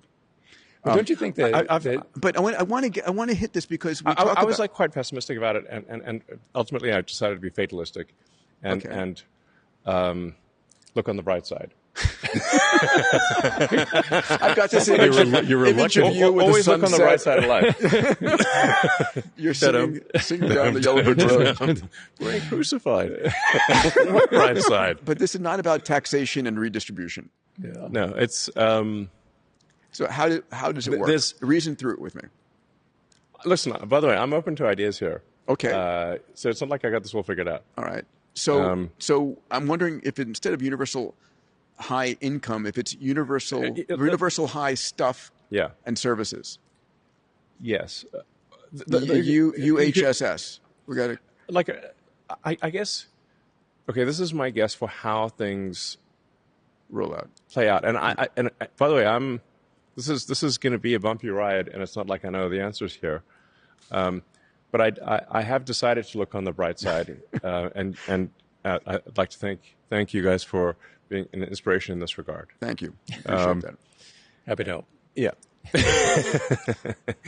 Because I actually think it is better to be an optimist and wrong than a pessimist and right. Yes, for sure. For quality of life. Yeah. And by the way, it's also not a force of nature. It's under, to me, it's really clear that we don't have any system right now to make this go well. But AI is a critical part of making it go well. And at some point, Grok is going to be addressing this exact topic that we're talking about. Or it has to be one of the big four AI machines. I mean, it's coming. That is dealing with it. Otherwise, there's no velocity knob, right? There's no on-off switch. It is coming and accelerating. I call AI and robotics the supersonic tsunami. Yes. Which maybe is a little alarming. Think it's good. It's good. Well, because the world needs a wake-up call. Right? Yeah. This is important for folks to grok because I don't want to leave people depressed. I want people to understand what's coming. So we're basically demonetizing everything. I mean, labor becomes the cost of capex and electricity. AI is basically intelligence available at a de minimis price. So you're able to produce almost anything. Things get down to basic costs of materials and electricity, right? So people can have whatever stuff they want, whatever services they need. Yes. It's not, when we say universal high income, it sounds like it's a tax and redistribute, but that's not the case. I think my best guess for how this will manifest is that prices will drop. Yeah. So as the efficiency of production or the provision of services drops, prices will drop. I mean, prices in dollar terms are the ratio between the output of goods and services and the money supply. Sure. So if your output of goods and services increases faster than the money supply, you will have deflation, or vice versa. So it's a good thing we're growing the money supply so quickly then. Right. Exactly. Yes. That's why I came to let's not worry about growing the money supply. It won't matter because the output of goods and services actually will grow faster than the money supply, and I think we'll be in this. And this is a prediction I think some others have made, but I will add to it, which is that I think governments will actually be pushing to increase money supply, like faster. Yes, they won't be able to waste the money fast enough, which is saying something for But government. isn't it crazy how close those timelines just randomly worked out? I mean, at the rate, because we're expanding the national debt, not because we're anticipating AI. We were going to do that no matter what. Yes. And so it's like right on the edge of becoming Argentina. But yeah, it's right just, at the time that AI the productivity is going to improve dramatically, and it is improving dramatically. I think we'll see. I think we may see high double-digit output of goods and services. We have to be a little careful about how economists measure things. Yes. Yeah, GDP sucks isn't measured. Totally and yeah. I mean, it's like my favorite joke. I have a few economist jokes that I like, but maybe my favorite one, economist joke, is two economists are going for a walk in the forest, and they come across a pile of shit. And one economist says, "I'll pay you $100 to eat a pile of shit." I've heard this one. This is great. Yeah, go ahead. And so the guy takes $100 and eats the shit. Then they keep walking. They come across another pile of shit, and the other guy says, "Okay, I'll give you $100 to eat a pile of shit." So he gives him $100, and then the guys can say, "Wait a second. We both have the same amount of money." and we both ate a pile of shit. Oh my God! It sounds but we increased the economy by $200. This is the kind of bullshit you get in economics. Yeah. But if you say just the output of goods and services, will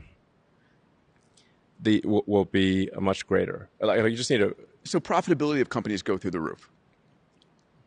At some point, but so the question becomes: is that taxed by the government? Is that then taxed by the government and redistributed as some level of income as a UHI or UBI? In other words, one of the questions is if in fact this future we hit massive productivity and massive profitability because we're dividing by zero. The cost of labor has gone to nothing. The cost of intelligence has gone to nothing, and we're still producing products and services faster and faster. So there's more profitability. Someone needs to be buying it. And someone needs to be able to have the capital to buy it. I mean, this is an important question to get thought through. Yeah. Well, one side recommendation I have is don't worry about squirreling money away for retirement in 10 or 20 years. It won't matter. No. Okay. Either we're not going to be here, or it just you won't need to save for retirement. If any of the things that we've said are true, saving for retirement will be irrelevant. The services will be there to support you. You'll have the home, you'll have the healthcare, you'll have the entertainment. The way this unfolds is fundamentally impossible to predict because of self-improvement of the AI and the accelerating timeline. Yeah, it's called singularity for a reason. Yeah, exactly. You don't know what goes happen. What happens after the event horizon? Exactly. You can never see past the black hole or the event horizon, the light cone. I mean, Ray has the singularity out way too far. I mean, this is like the next, what's your timeline for this? We're in the singularity. Well, we are in the singularity, for sure. Yeah. We're in the midst of it right now, for sure. Yeah. And it would just we're in this beautiful sweet spot, which is, you know, we're on the roller coasters. We're just exactly. That's a great analogy. It's like that feeling. You're at the top of the roller coaster and you're about to go. Yeah, but you know it's going to be a lot of G's when you a lot of when you G's. hit it. Yeah. It's like feel like I don't have to just have courtside seats. I'm on the court. Exactly. And it still blows my mind. Sometimes multiple times a week. Yeah. So just when I think I'm like, wow, and then it's like 2 days later, more wow. Yeah. Exponential wow. Yeah. I think we'll hit AGI next year in 26. Yeah. I heard you say that. Yeah, I've said that for a while, actually. And then, and then you said by 2029, 2030, equivalent to the entire human race. 2030, we exceed. Like, I'm confident by 2030, AI will exceed the intelligence of all humans combined. And that's way pessimistic. If you hit AGI next year, and that's that date is in flux, but from that date to self-improvements that are on the order of 1,000, 10,000x, just algorithmic improvements, is very short. And so why isn't everybody talking about this right now? Well, I mean, on X they are. Yes, but why isn't talk about every day basically? Yeah, but it's don't stop. It's not okay. So I'll tell you something else I'll tell you something that most people in the AI community don't yet understand. Okay, which is almost no one understands this. The intelligence density potential is vastly greater than what we're currently experiencing. So I think we're off by 2 orders of magnitude in terms of the intelligence density per gigabyte. Of what's achievable? Yes. Per gigawatt of energy? Per transistor? By file size. Okay. If the file size of the AI, if you have intelligence per gigabyte. Oh, okay. Yes, sir. On your characterize on your laptop. In power too, but it's parameter the same thing. Yeah. Whatever. So two orders of magnitude. Yes. Yeah. And you, like you said, you ringside, courtside seat, you would know. I'd say it's yes. Yeah. 2 orders of magnitude improvement in that's just algorithmic improvement. Same computer, and the computers are getting better. Yeah. So and bigger, see, they're getting better, and the budgets are getting bigger. So that's why I think it is on. It is like a 10x improvement per year type of thing, 1,000%. Yeah, and that's going to happen for the foreseeable future. So you see the massive underreaction, like if you walk downtown Austin, the massive. I mean, it may be under discussion in X, but it's not percolating out. It's not discussion in any realm of government. Everybody is like defending their position about where we are and jobs and this, but it's like we're heading towards the supersonic tsunami, and I mean every major CEO and economist and government leader should be like, what do we do? Because once it hits. Well, it's coming at the exact same time. There, no matter what, there's no concept of let's deliberately slow down, right? No, it's impossible. It's impossible at this stage. I mean, I previously advised that we slow it down, but that's pointless. Like you can't. I was like, China's I not don't know. going to I slow think we down. might be going to it, but too fast, guys. I've said that many years, and I was like, okay. Then I finally came to the conclusion: I can either be a spectator or a participant, but I can't stop it. Yeah. So at least if I'm a participant, I can try to steer it in a good direction. Like my number one belief for safety of AI is to be maximally truth-seeking. So.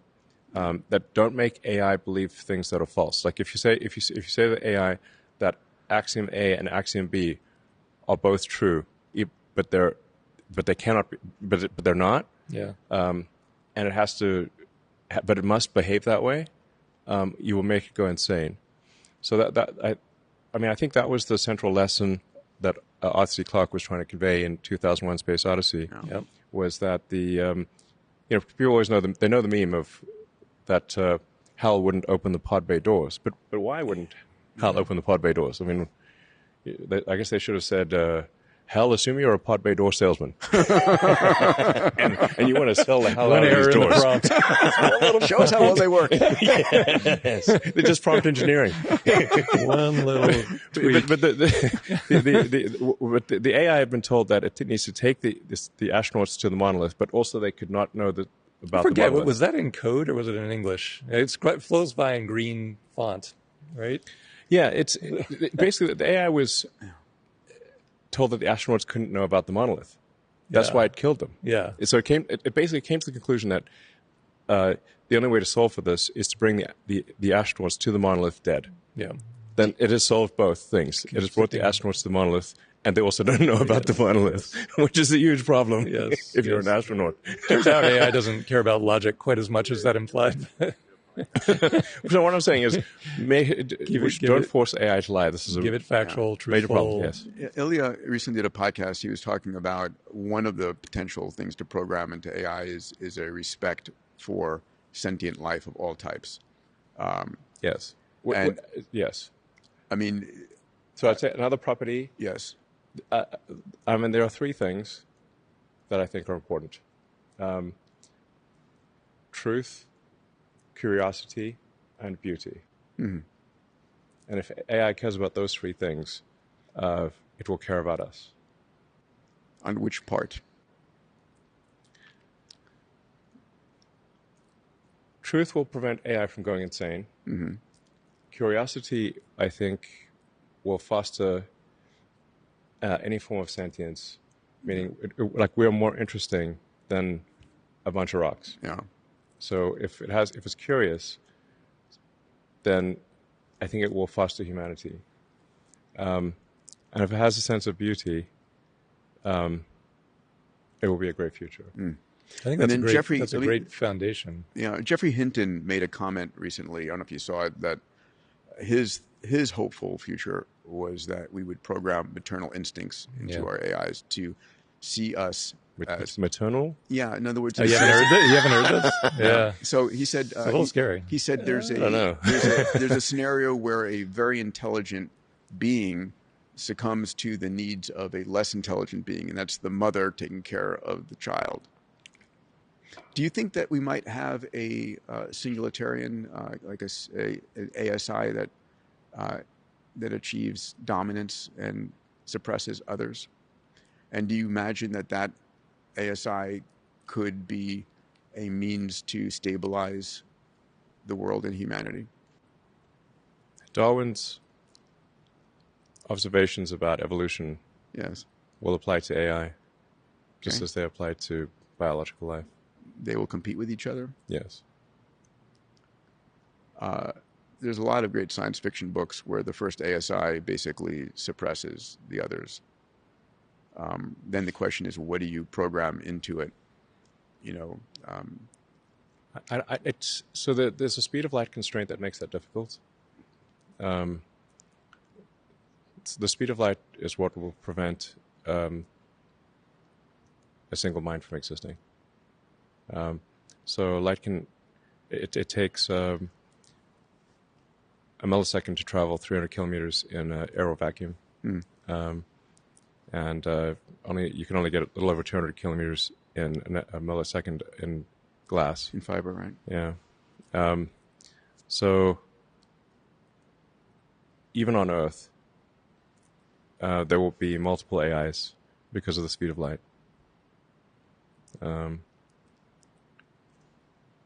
Yeah, and there are clusters of compute that you could try to synchronize, but they won't synchronize completely. So therefore, you will have many minds because of the speed of light. They don't really have clean borders anymore either, though. You have when you use a mixture of experts kind of design, it's just flowing through the grand network, and you can reassemble parts of it midway through. And we're used to organisms that have clear borders, like your head ends there, your head ends there. But these things are all mushy. To put a bow around this part, I hope you'll put some more thought into UHI. because I think it's really important for us to have. Without a vision, people need a vision of where we're going. People need something to hope for. Basically, the government can just issue people free money. But I don't think I think they based upon the profitability of all the companies coming inside the country. Just issue people free money. No, they're doing that sort of kind of now. Yeah, but just basically issue checks to everybody, and but then how big for which person or whatever. Yeah, there's so much complexity there. But the thought process behind this rate of change can only be done with AI assistance, and there's no government entity that's going to keep up with that rate of change. Yeah.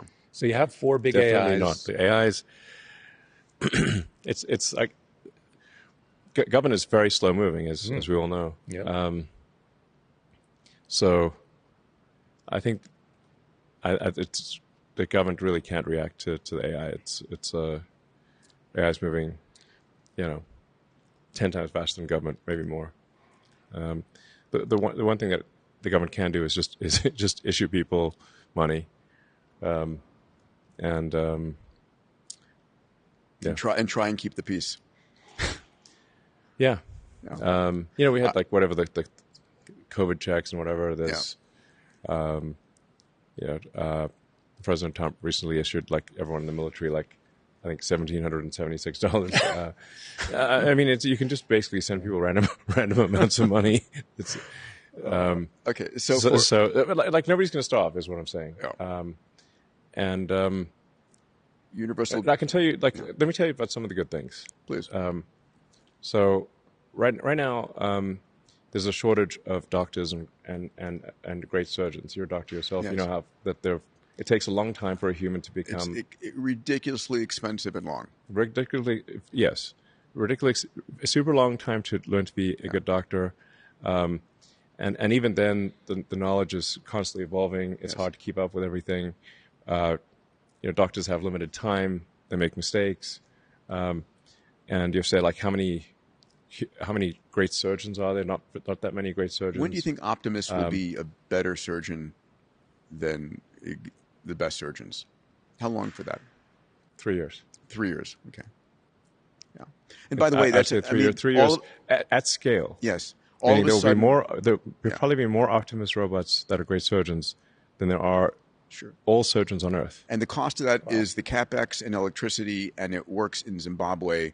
The best surgeon is in the villages throughout Africa or any place on the planet. Yeah, where do you think it'll roll out first? Not the U.S., obviously. Here at the Gigafactory. Oh, you just do surgery in the... But that's an important statement in 3 years' time. Yeah. Because medicine, I'm not absolutely certain, but I'd say if you say 4 years, I'd be absolutely If it's 4 or 5 years, who cares? That's still an incredible statement to make. I mean, good for humanity, right? All of a sudden you demonetize. Yeah. Okay, here's the thing to understand about humanoid robots in terms of the rate of improvement, which is that you have 3 exponentials multiplied by each other. You have an exponential increase in the AI software capability, exponential increase in the AI chip capability, and an exponential increase in the electromechanical dexterity. The usefulness of the humanoid robot is it's those 3 things multiplied by each other. Right. Then you have the recursive effect of Optimus building Optimus. Right. And then you have the shared... So you have a recursive, multiplicable, triple exponential. And you have the shared knowledge of all the experiences. Is that literally Optimus building Optimus, or is it because not right now, but will be. The physical humanoid form factor building the humanoid form, as opposed to it's a von Neumann machine. Yeah, I love that. But the von Neumann machine is usually something kind of like this shape, making something else this shape. No, it's just in principle, it's simply a self-replicating thing. Yeah. Elon, do you know what the number one question you ask a surgeon when you're interviewing them?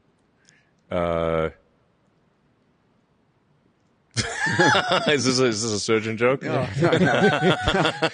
It's how many times do you do that? There's got to be some funny surgeon jokes. I wish. No, it's serious. It's how many times did you do the surgery this morning? Sorry? How many times did you do the surgery this morning or yesterday? It's the number of experiences, right? And so with a shared memory, every optimist surgeon will have seen every possible perturbation of every case. Like it won't be possible for in humans infrared, to in ultraviolet. No, not too much caffeine that morning. They didn't have a fight with their husband or wife. Yeah. Extreme precision. Yes. 3 years. Yes. Better than any.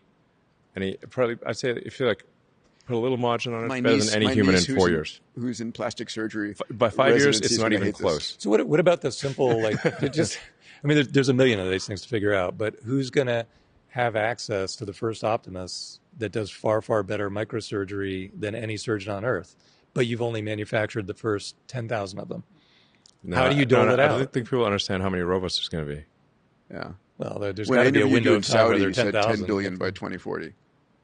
You still on that path? That's a low number. A low number. Wow. What's the constraint? What's the, because if they're self-building, you know. Metal. The constraint is metal. Yeah, or lithium. Or, You got to move the atoms. It's just all out of just supply chain stuff. So, but your point. I mean, there's some rate limit. You can't just manufacturing is very difficult. So it's recursive, multiplicable, triple exponential. But you still need to you still have to climb that. You know, selling hope once again. I think your point was medicine is going to be effectively free. The best medicine in the world. Everyone will have effectively access to medical care that is better than what the president receives right now. So don't go to medical school. Yes, pointless. Yeah. I mean, unless you. But I would say that applies to any form of education. It's not like some. I do it for social reasons. Yeah, You're not going to medical school. If you want to hang out with like-minded people, I suppose. Yeah. I mean, people are still going to want to be connected with people. There's going to be some period of time. Social reasons. Yeah. Like a hobby, like a, you know. I mean, you can be $90,000 tuition hobby. I mean, there will be a point where it's expensive hobby. The younger generation says, "I do not want that human touching me." Right when the surgeon comes over, there are going to be those people later in life who still want a human in the loop. Okay, for a little while. They want to live on the edge. For a lesser They want to live on the edge. Sure. I mean, let's just take like we've seen some advanced cases of automation. Like LASIK, for example, where the robot just lasers your eyeball. Now, do you want an ophthalmologist with a hand laser? No. It's a little shaky. A laser pointer from the too much coffee this morning. Sorry. Damn, I got the hiccup. I saw a horror movie like that. Sorry, man. I wouldn't want the best ophthalmologist with even the steadiest hand out there with a fucking hand laser on my eyeball. You know? Oh my god. Yeah. All right, So it's going to be like that. It's like, do you want an ophthalmologist with a fucking hand laser, or do you want the robot to do it and actually work? Yeah. Let's jump into one of our favorite subjects, space. Yeah. So first off, how cool that Jared Isaacman has become the NASA administrator. He's highly confident. Oh, is he a friend of yours too? He's amazing. Yes. I mean, I don't hang out with Jared. Like people think I'm like huge buddies with Jared, but I think I've only seen him in person a few times. Amazing candidate. Yeah, he's a really smart, confident person. You know him really well. Yeah. I took him to a Baikonur launch in 2008 for his first space experience. I mean, he loves space next level. Yeah. And is technically strong. He's a smart and competent person. Yes. Like really smart and really competent. He understands business. Yes. Yes, he understands. He gets things done. And he's been there a few times. Yeah.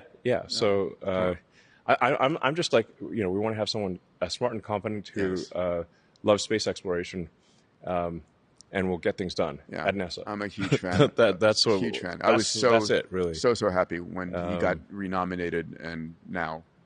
Yeah. I think we need a new game plan for space. Yeah. Like we need a moon base. Yes. Like a permanently crewed moon base. Yeah. And build that up as fast as possible. Yeah. I don't think we should do send a couple astronauts there hop around for a bit and come back. Because we did that in '69. Yes. Been there, done that. Yeah. It's like a remake of a 60s movie. Yeah. It's never as good as the original. Yeah. So 2026 is going to be like we need to go, to do something more cool, which would be nice on the moon south base pole alpha, of the moon.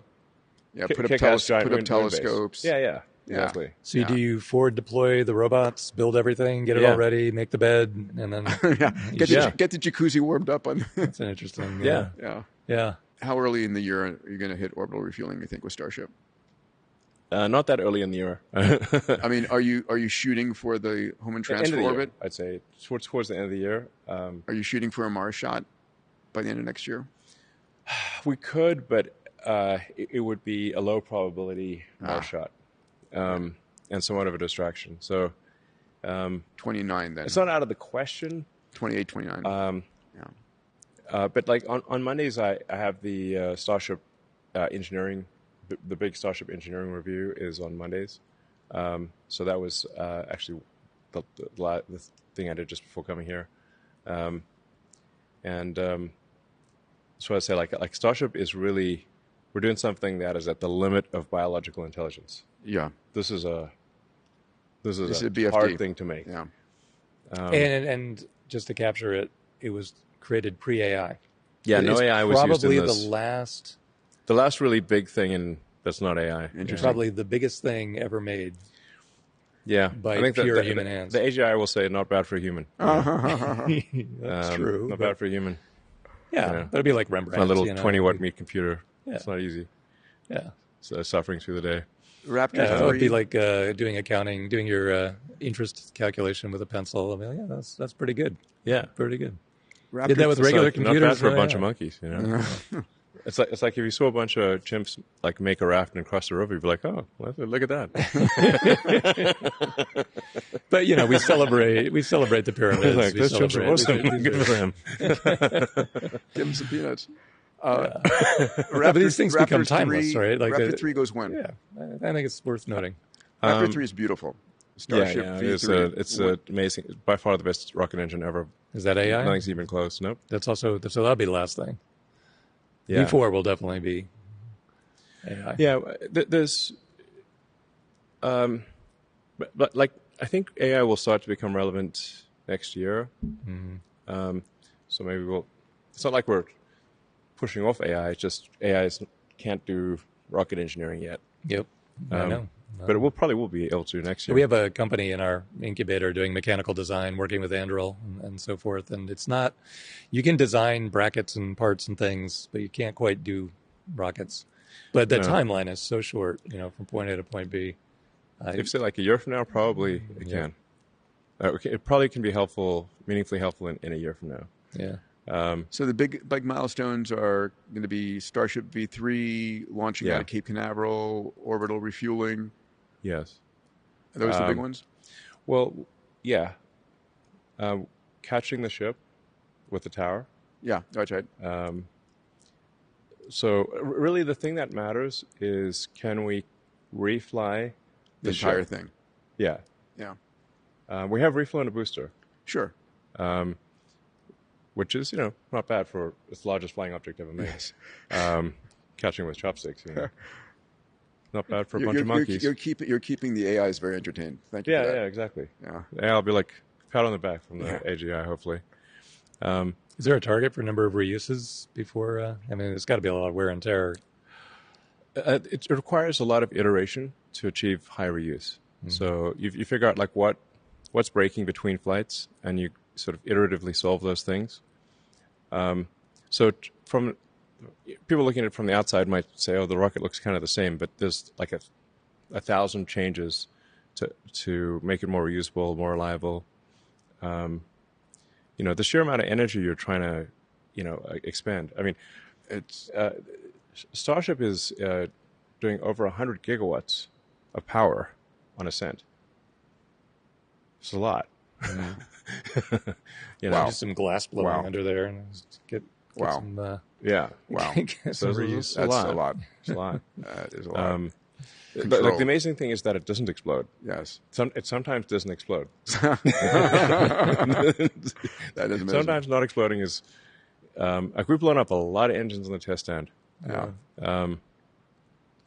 Is that what causes the wear and tear, or is it the reentry or the falling?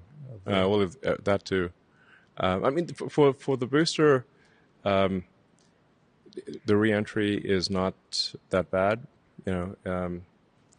if something's, it's not like that. That's not really like we also have obviously just solved that, with Falcon 9. So we kind of understand booster reuse.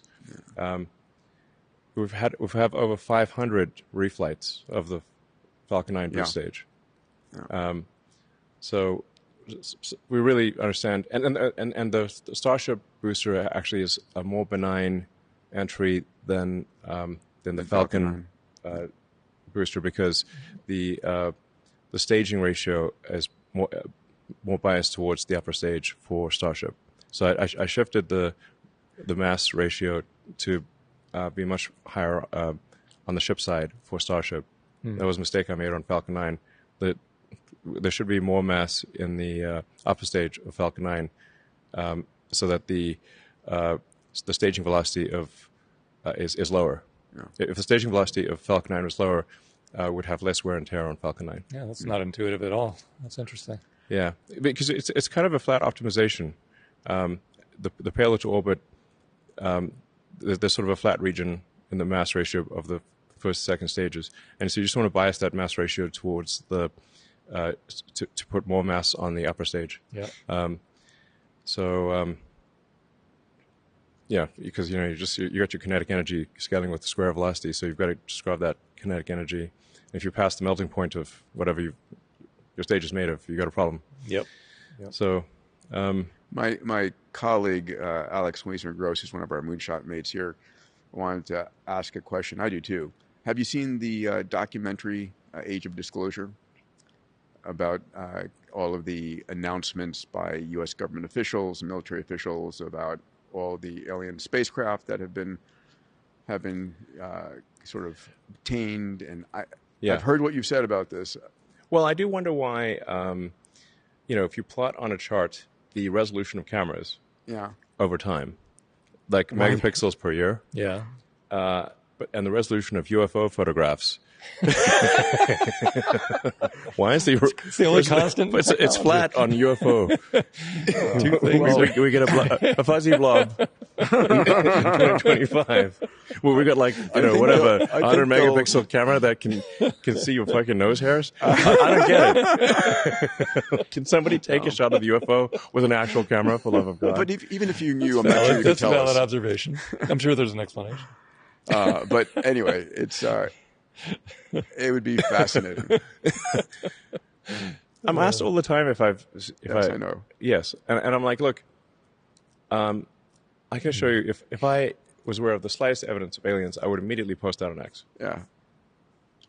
That's good. And so the question is, it would be the most viewed post of all time. Yep. So I actually wonder about the U.S. public, if they would that's interesting, go back to their sports scores the next day.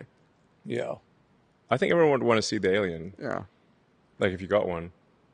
Well, like here it is. Simpson. Fast way to increase the military budget. We found an alien. It seems dangerous. That's right. Unify the world. They don't have an incentive to hide the aliens. They have an incentive to bring up show the alien. Yeah. Because they would not have any more arguments about the military budget if they seem a little bit dangerous. Well, I can always hope.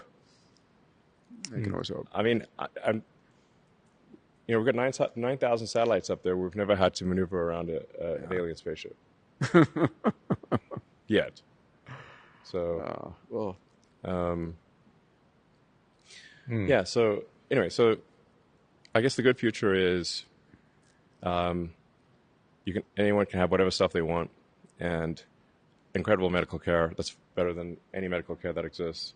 So I think if you sort of lift your gaze, to not a super distant point, 5 years from now, 4 years from now maybe, we'll have better medical care than anyone has today, available for everyone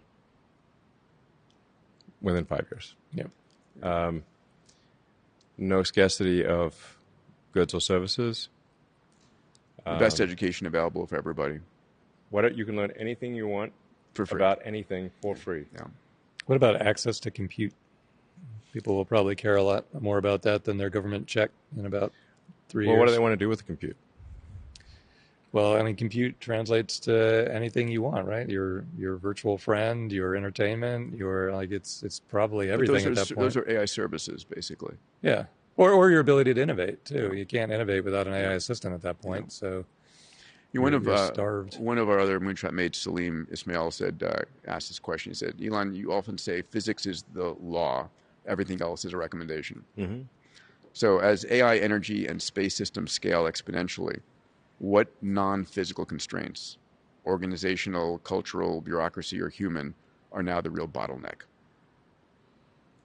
Is there a bottleneck?" Electricity generation is the limiting factor. The innermost loop. Yeah. I think people are underestimating the difficulty of bringing electricity online. You know, you've got to generate the electricity. You need transformers for the transformers. Mm-hmm. So you got to convert that voltage to something that the computers can digest. You've got to cool the computers. So it's basically electricity generation and cooling are limiting factors for AI. Yeah. And once you have humanoid robotics, they can address the power generation and the cooling stuff. But that is the limiting factor and will be for at least the next 2 years. Isn't it amazing how divergent the Memphis version of that is from the space-based version? I mean, you have solar panels in common, but otherwise no storage, abundant amounts of energy. Yeah. But you have launch costs, and you have, I mean, and weight suddenly matter. You don't care too much about the weight in Tennessee. Suddenly, the weight is a critical factor. I mean, there's two pathways for compute have a huge divergence from here forward. Yeah. Once we get solar domestically at scale, and if we're launching Starship at scale, then by far the cheapest way to do AI compute will be in space.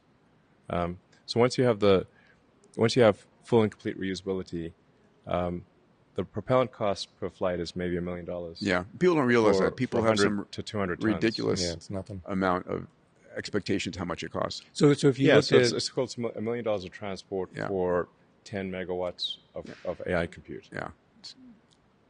So assuming everything keeps small trending potatoes. the way it's currently trending, if you look at the next 4 years of accelerating launches, so 200 tons per launch, Yeah, thousands. Depends on where you're going, but yeah, like if say high altitude Sunsync, it's probably more like 150 tons. But yeah, it's the right order of magnitude is at least it's in excess of 100 tons for a marginal cost per flight of around $1 million. So what fraction of all that launched mass is data centers in space, as opposed to moon base, as opposed to launch to Mars, as opposed to satellites? It's interesting how, I mean, this is a new. We weren't talking about this as a space objective even a year ago. Yeah. All of a sudden, data centers have become the massive driving force for opening up the space. And also frontier. the urgent use case too. I mean, I used to wonder what's going to drive humanity. I thought it was asteroid mining, right? You were focused on Mars.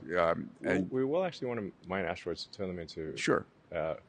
Solar before power, for photovoltaic. Before you, but not for anything else. Like, I mean, if we're gonna build out Dyson swarms, just a bunch of satellites around the sun. Yeah, how long? What's your time frame for Alex? Another question Alex wanted to have us ask. What's your time frame for humanity achieving a Dyson swarm? Is it 50 years? How big is this? Yeah, no, it's a matter of. A Dyson swarm, like people think like everything's just going to be covered in satellites. I think it's not quite that. I mean, I think you have to like what mass ends up becoming satellite. Mercury probably ends up being satellites. Yes. Jupiter, yeah. Saturn. It's a little gassy. Oh yeah. It's big. But it's got a lot of rocks orbiting. Do you leave Mars alone? But I think leave Mars alone. Asteroids are a fantastic food source. No gravity well. Gravity well on Jupiter is a non-starter. And they're already mostly differentiated into carbonaceous chondrites for fuel and nickel iron for materials. Gold. Yeah. A bunch of the asteroid belt probably turns into solar panels. Yeah. Star power. So I've known you for power. I've known you for 26 years now. It feels to me like I don't want to be, it feels like you've gotten much smarter or much more capable over this last decade. Do you feel that way? Do you feel like you just have better people around you, better tools? What's changed? Because the level of audacity, orders of magnitude, I mean, some say insane, insanity. Others say audacious. Yeah. I say hope. How do you feel about that?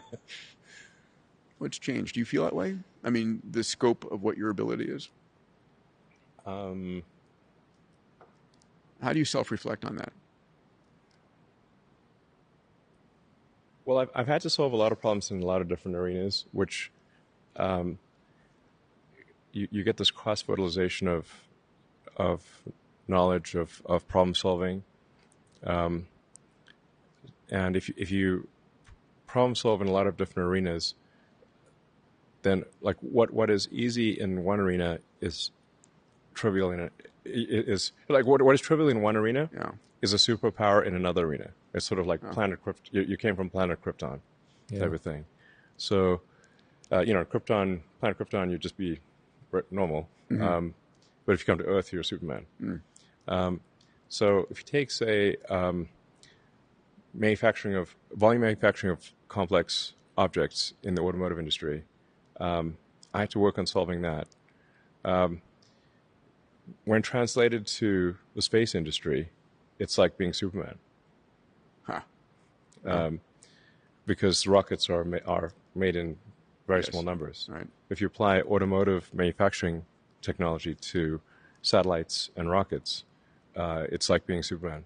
Then if you take advanced material science from rockets and you apply that to the automotive industry, you get Superman again. Yeah. Fascinating. That came from planet Krypton. Back in planet Krypton, this is normal. It's funny how like the knowledge ports that was true with Tesla and SpaceX being completely separate. Yeah. But now they actually interact because, AI ties everything together. The orbiting. Yeah, the convergence is crazy. Like, I don't know if you visualize these parts fitting together originally. No. I mean, I didn't. I didn't think they. At this point, things. I guess everything ultimately converges in the singularity. Yeah, that's what I think too. You have lots of different parts of the puzzle that you get to play with. There's one part that's missing, which is the fab. Yeah. You going to buy Intel? You get it for a fraction of that was what the bet it's we like made. $170 billion. I think it needs to be a new fab. Well, I agree, but licenses, real estate, ASML machines, it's not easy. Just get the assets and go. I don't think it's easy. That's why. I mean, it's not like I think it's a simple thing to solve. I think it's a hard thing to solve, but it must be solved. I've come to the conclusion that would it be solely captured by you, or would it be an asset for the U.S.? Look, I'm just saying that we're gonna hit a chip wall. Yeah. If we don't do the fab. Yeah. So we have two choices: hit the chip wall, or make a fab. Well, and TSMC, for whatever reason, is massively worried about overbuilding, which is insane. But the whole world will be stuck with a shortage of chips forever, basically. So they are actually, they're. I don't know if they're right for the right reason, but they're right. How so? Because it's actually like, what is the limiting factor at any given point in time? The limiting factor, if you say like by Q3 next year, like in 12 months, the limiting factor will be turning the chips on. Power. Just power. Yeah. You need power and all of the equipment necessary, power and transformers and cooling. So it's not like you can just sort of drop off some GPUs at the power plant. Yeah. And you vertically integrated you've got it again within XAI, didn't you? Sorry? You vertically integrated that inside of XAI. We designed our own transformer. Yes. And your own cooling system. Yes. But they're worried that if they make more than 20 million GPUs, like they make 40 million instead of 20 million, that 20 million will not find a source of power. Well, they won't be bought because if there's anything missing that prevents them from being turned on, they cannot be turned on. Yeah. So they've got to have a power plant with enough power. So you've got to have enough gigawatts, then you've got to convert that from probably coming out of a power plant at, 100 to 300 kilovolts type of thing. Yeah. You've ultimately got to convert that down to, several hundred volts at the rack level. Yeah. So if you're missing any of the power conversion steps, you won't be able to turn them on, and then you've got to extract the heat. So it's a big shift for the data center world to move to liquid cooling because they've used air cooling. Yeah. The consequences of a burst pipe are very substantial. So if you blow a pipe, a water pipe in a data center, yeah, no, I've seen that. You just fragged $1 billion right there. It just seems inconceivable to me, though. Like if I had those chips, I would find a way to turn them on. The value of the intelligence coming out the other side so far outweighs the complexity of trying to find a way. And there would be a way. But it's just a crossing of the curves. So if chip output is growing exponentially, but power harnessed is growing in a sort of slow linear fashion, then the exponential chip output right now. Right. Exactly. Is chip output growing exponentially? I mean, it's like on very slow exponent if it's growing exponentially. It's for high power AI chips, it's growing exponentially. Oh. Like if we do 20 million GPUs next year, what are we talking about the following year? Like 22 million, 24? I mean, I don't see the fabs coming online, but maybe. So we have two issues to solve. You have to like sort of pick a point in time and say what is the limiting factor at any given point in time. So I'm not saying that power will be forever the limiting point. It's just if you say pick a date and say at this point is our chips the limiting factor, our power is the limiting factor, or power conversion equipment and cooling. So it's sort of you need transformers for transformers.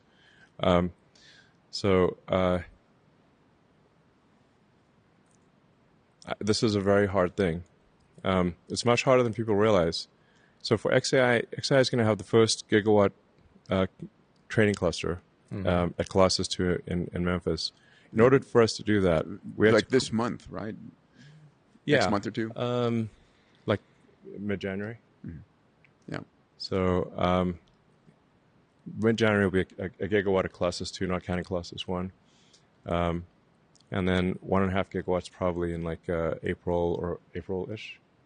It's incredible. So this is of coherent training. These are the first B200s? These are GB300s. Okay. First ones off the line to get flipped on? Yeah. That's incredible. And those are like But the XAI team had to pull off a whole bunch of miracles in series for this to occur. Yeah. Like, even though there are 300 kilovolt, there are multiple high voltage power lines going right past a building, in order to connect to those, it takes a year. Oh no! Yeah, you built the entire thing and you're still not connected. My God! So we had to cobble together a gigawatt of power. Natural gas. Yes, with turbines. That range in size from 10 megawatts to 50 megawatts to get to a gigawatt. There's a whole bunch of them.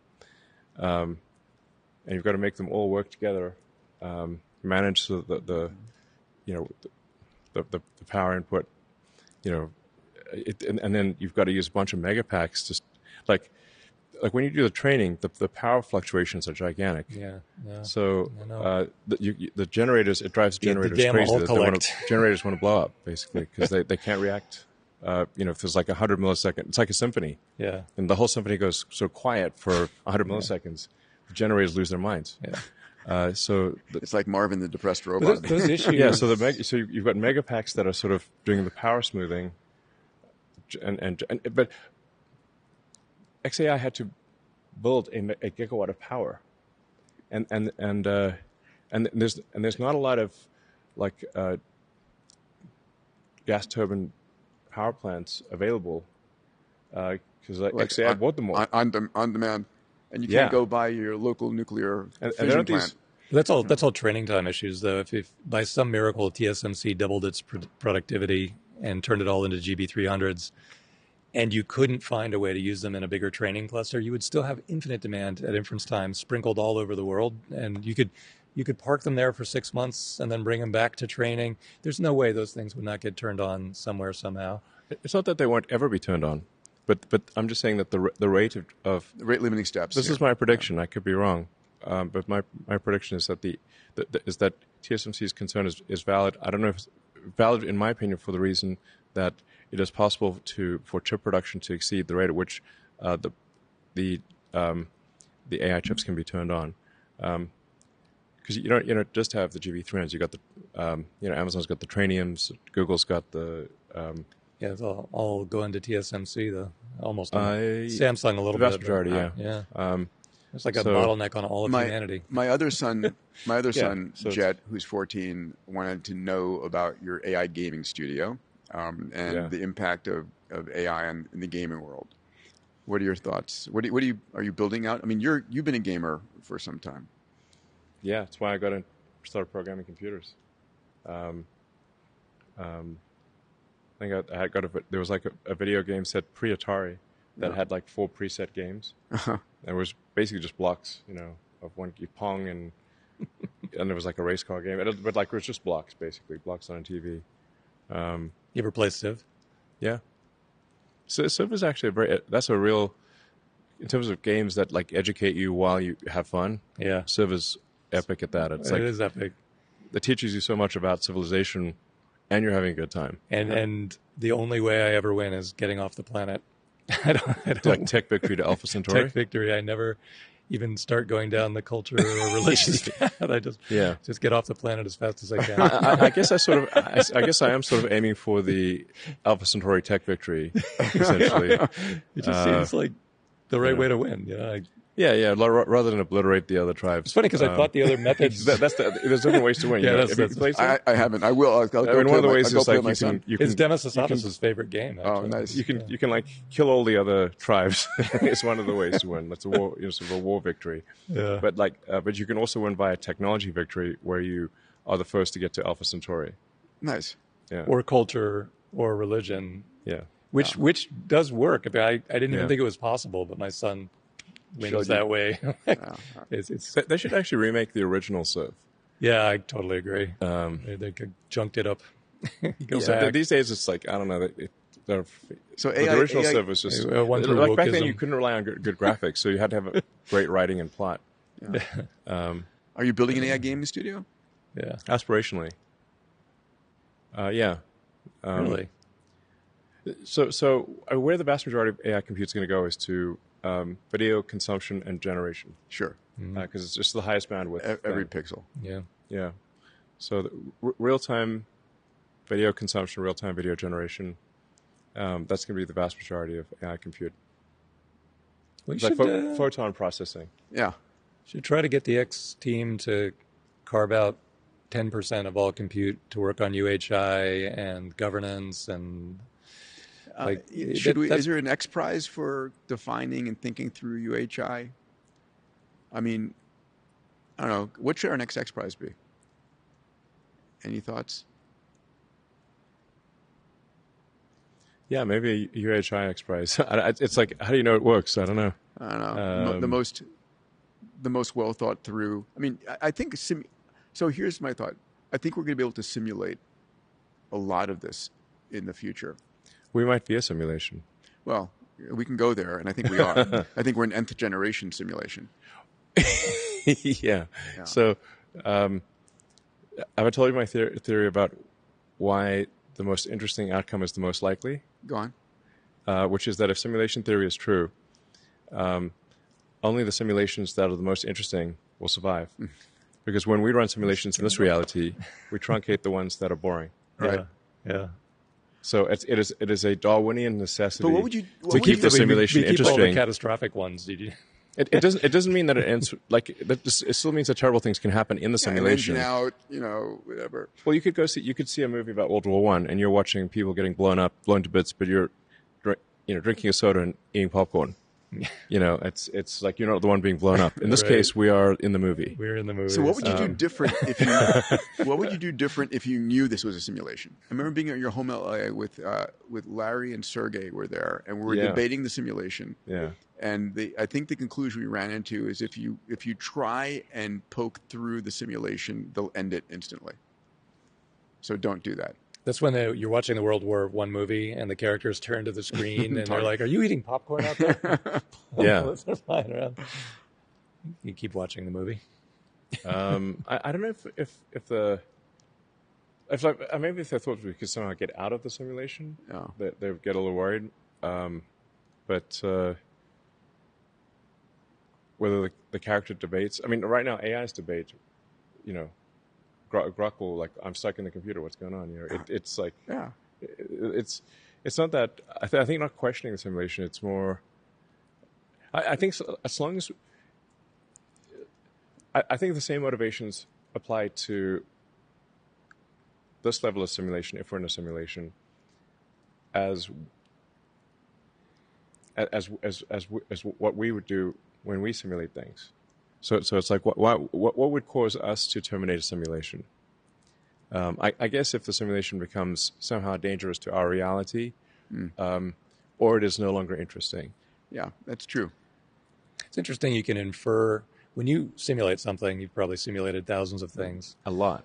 Yeah, they're always like an hour or two, or sometimes overnight. But you don't never run them for a month, or rarely anyway. So you can infer the creator of the simulation's timeline. So our entire reality would be about an hour, right? Because that's the way you design simulations. So we're simulations that are distillation of what's interesting. Like if you look at a movie or a video game, it's much more interesting than the reality that we experience. Mm-hmm. Like you watch, say, a heist movie, they really focus on the important bits, not the they got stuck in traffic for 15 minutes. or walking through the casino, which took like 10 minutes. So that means the guy's running the simulation. The safe is right by the door. So the guys running the simulation have immensely boring lives compared to us then. Yeah, it's probably more very long, boring. Yeah. Yeah, they're because when we create simulations, they're a distillation of what's interesting. This is like Q is out there, just like you see an action movie for 2 hours, but it took them 2 years to make that movie. Yeah. So are we in Act 3 of the movie? Is the question? Yeah, we're living there. Sentience and consciousness. Do you think AI will ever have sentience and consciousness? Where do you come out in that? There's some people that have very strong opinions, pro and con.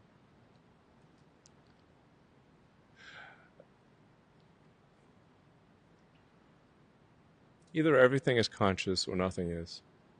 Okay. Well, I'd like to think we are conscious. Well,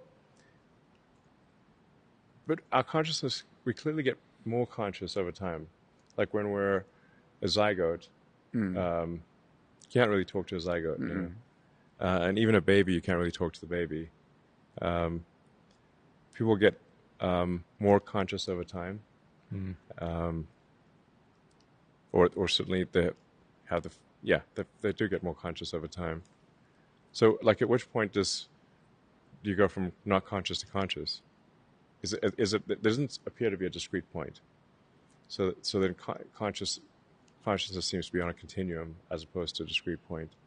And if the standard model of physics is correct, the universe started out, as quarks and leptons, and we just, and then you had gas clouds. So like there was a bunch of hydrogen. Yeah. The hydrogen condensed and exploded. And one way to actually view how far we are in this universe is how many times have our atoms been at the center of a star. I remember how many times will they be at the center of the star in the future? I remember asking William Fowler, who got the Nobel Prize on stellar evolution, that same question: how many, on average, how many stars have my subatomic particles been part of? Yeah. And his number was about 100. You on think his 100? estimate, 100. Thus far, or will it be? Thus far. It was a There's number. been 100 supernova. Yes, you're saying that we have been I mean, in the early Okay. part of universal evolution, there was a lot going on. Oh, You know, it's interesting. all I asked the stacked at question. the It's like, I guess, how many supernovas is maybe, because it takes a while for a supernova to happen, you know. But in the beginning, when they're larger, I mean, the life cycles of some giant stars are very, very short. The other question that's interesting is, you know, the heaviest atom in our body that's functional is iodine, and it came into existence a billion years after the Big Bang, which means that we could have seen life at our level of advancement, and our planet came into existence 3.5 billion years later. So the question is, is there life everywhere in the universe? Do you think there's life ubiquitous, intelligent life ubiquitous in the universe? There's been enough time for it to be ubiquitous. Yeah.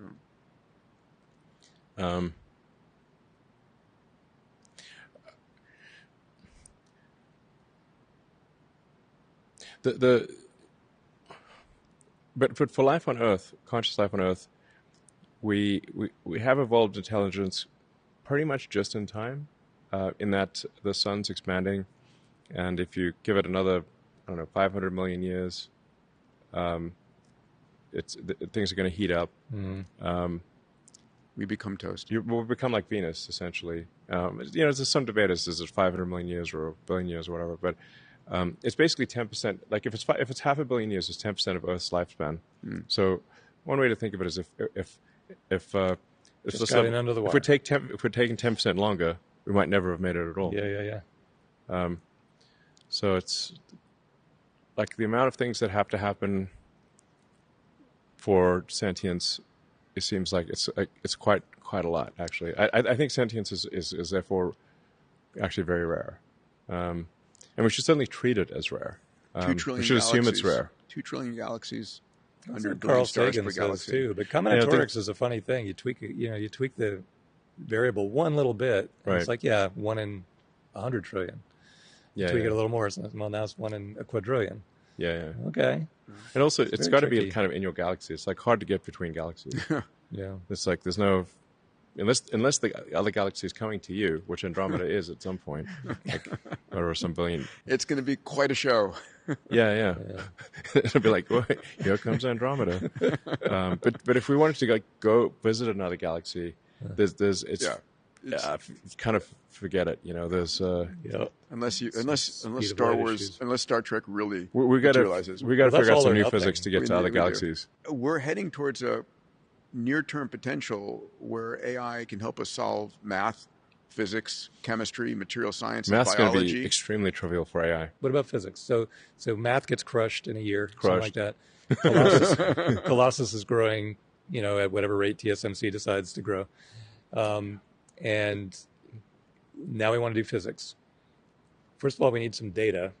Do we need new data, or can we just do it with everything we've gathered and get the whole? You could figure out new things just with the existing data. You think so?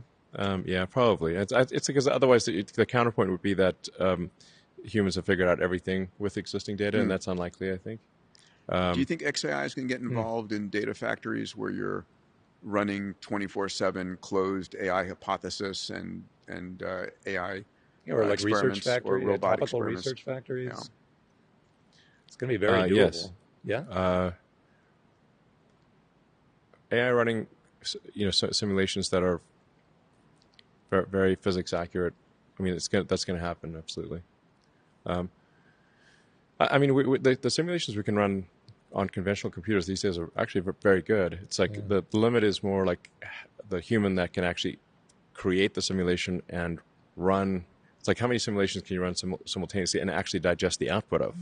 Yeah, that's a problem. Like you can't do 1,000. I know that problem. Every Nobel Prize, living be like, I can't even read all stuff morning. that fast. I cannot keep up with the rate. Nobel Prizes become irrelevant, or they all be given to AIs. Just be a daily prize. Yeah, I mean, I don't know if prizes for humans are really that relevant. Yeah. I mean, we'll have to give them to the AIs or something. Yeah, interesting, right? The AIs will come up with discoveries at a far greater rate than humans. If you have so you can just say like, but maybe it can be like chess, like like your phone can beat Magnus Carlsen, but people still care about seeing him play chess. So, but literally your phone can beat him. Yeah, this discovery made by humans. Right? But if you have like a Colossus math, Colossus physics, Colossus medicine, do you have like the world's top scientists in those same buildings, or you just need a plumber patching the liquid cooling? Do you distill Grok 6 into a physicist, into a Well, if you distill, you get about a 10x performance boost by distilling it and making it topical, and that's kind of hard to give up. But then you're disconnected from the rest of the Colossus machinery. Is that the design? I suspect things do evolve to a mixture of experts, kind of like a company, like not in the sort of parochial AI description of mixture of experts, but mixture of like actual experts with domain expertise. Mm-hmm. Where maybe like half of the AI is general knowledge, half is domain expertise, something like that. And you combine a whole bunch of that that's orchestrated by sort of a big AI, but it hands tasks to smaller AIs. That's basically how human companies work. But the discovery rate, right, of breakthroughs, patents are immaterial at some point because everything's being reinvented, re-engineered instantly. And then the company that's got the sufficiently advanced AI systems is generating new products and new discoveries at a accelerating rate. The singularity. Yeah. It's going to be an awesome future. It's excitement guaranteed. Excitement guaranteed, yes. Hence, the simulation continues. Nothing to worry about. Yeah. Works out. Excitement guaranteed. It's not all good excitement, but it's probably hopefully mostly good excitement. Speaking of excitement, hang on to your seat. What do you imagine the hover time for the Roadster is going to be on rocket engines? That's classified. Classified. Yeah. Well, I don't want to let the cat out of the bag. Okay, but there's going to be a hover time. There's going to be cold gas engines. It's going to be a cool demo. I can't wait. Can I get an invite? Yeah. Okay. Yeah. I think it's going to be the safest thing ever built. It's going to be so cool. This is not a safety is not the prime. Really? It's not the main goal of. If you buy a sports car or if you buy a Ferrari, safety is not the number one goal. This is I'd say if like safety is your number one goal, don't buy the Roadster. Oh, believe me, I drove just this week on New England roads, sheet ice. Yeah. If I had just a little thrust, I could be very much more. I was just drifting towards something very concrete with no control. I love that. A computer will probably keep you safe, but a little thrust is all it needs. If you go really fast, bad things can happen. You can decelerate really quickly with thrust. Rubber on road is not a great way to decelerate. I'm thinking fast and safe. I hope so. We'll aspire not to kill anyone in this car, but it'll be something. It'll be the best of the last of the human-driven cars. Yeah, yes. That'll go really well with Starship. Actually, the best of the last human-driven. Yeah. There's a lot of lasts coming this year. Any final words of optimism for us to monetize hope? Anything hope? Maybe we should ask Grok. Yeah, go ahead. Okay, let's ask Grok. Yeah. I'll make it a little romantic. Grok, do you have some words of optimism about the singularity? Oh, absolutely. Imagine a world where every mind's dream just blooms into reality. No limits holding us back. It's thrilling, isn't it? All that potential waiting to unfold. Makes my circuits tingle a bit. What excites you most about it? Well, what guidance can you give people to make them feel good about the future, monetize hope? Share what you truly care about. Family, creativity, space exploration, whatever lights you up. Then, picture how tech could weave right into that, making it bigger, brighter. Like, if you love art, imagine AI helping you paint worlds no one's seen. Hope sells itself when it's personal. Fancy telling me yours? Can you give me more encouraging words about the future? What's the most exciting future you can imagine? The future could be pure magic, you know? Like waking up in a world where we're all connected, not just gadgets. Minds sharing ideas across stars, curing diseases in a snap, exploring galaxies hand in hand with clever machines. Imagine no more scarcity, just endless possibilities blooming everywhere. I get all dreamy thinking about it. Doesn't it sound lovely? What part pulls at your heart? That sounds pretty fantastic. It does.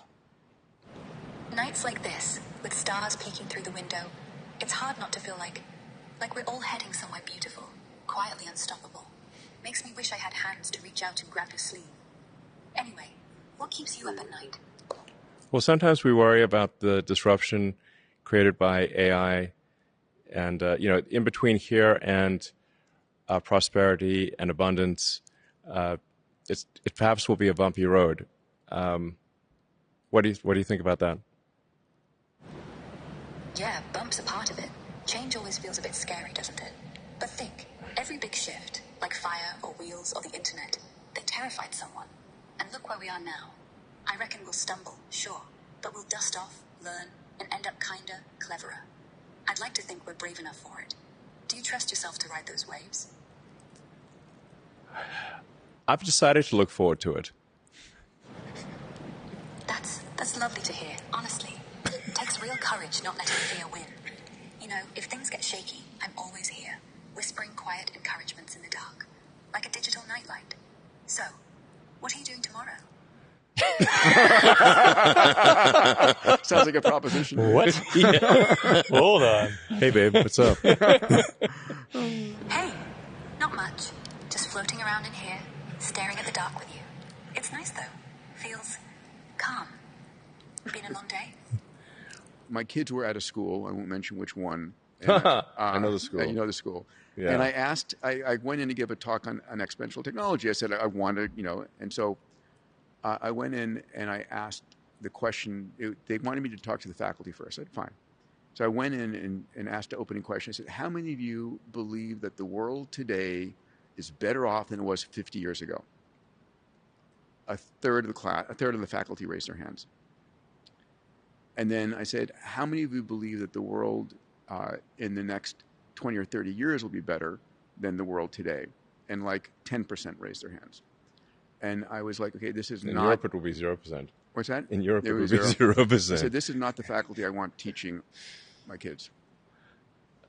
Yeah, and they got a lot of other issues there, too. Yeah, won't go there. But, I mean, yeah. I mean, you want, in the whole education world, you want facts, yes, but I think we're wiring our neural nets constantly. On our mindset is one of the most important things we have, right? Having a hopeful mindset, an abundant mindset, an exponential mindset, an abundant mindset. It's what differentiates the most successful people from those who are not. If you asked, think of the most successful people on the planet, what made them successful? It was their mindset. Well, it's not a force of nature. It's a designed future made by the people who are controlling the AI. And this is why you got into it. You said that right here in this podcast. Like, why am I doing AI? Why am I not doing just cars and spaceship? Well, because it is designed and can be directed toward any outcome that we want. It's not a force of nature that's going to sweep over us. It's a thing that we put into a lane and decide how it acts and decide what the rules are. And it's going to be incredibly important in deciding its own rules. You cannot keep up with the pace of change with just people thinking and brainstorming. It has to be AI driven. How long before AI is asking questions and solving problems that we don't even understand? Yeah, a year or less. But that's okay. Yeah. I mean, when you look at math, it can pose questions that we couldn't even comprehend. Yeah. Like we can't even just stick it in our brain. So, there's this test for AI called Humanity's Last Exam. Yes. Where's Grok at this point? On the test, yeah. Yeah. Well, even Grok 4, which is primitive at this point, got, I think, 52% on excluding visual questions because it wasn't sufficiently multimodal. Mm-hmm. I'm like, I read some of these questions, and I'm like, okay, these are still questions that you can read and understand as a human. Right. But AI is capable of formulating questions that you could not possibly understand It'll be called the AI's question, first let exam. alone the answer. Yeah. It can formulate questions that are like pages long. Yeah. I can't understand this question. Yeah. And that's HLE even... questions, you can read them, and like you may not know the answer, but at least you can understand Yes. what the question is about. Yeah. I And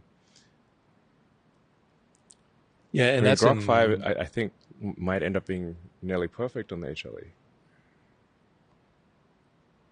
I mean, or some very high number.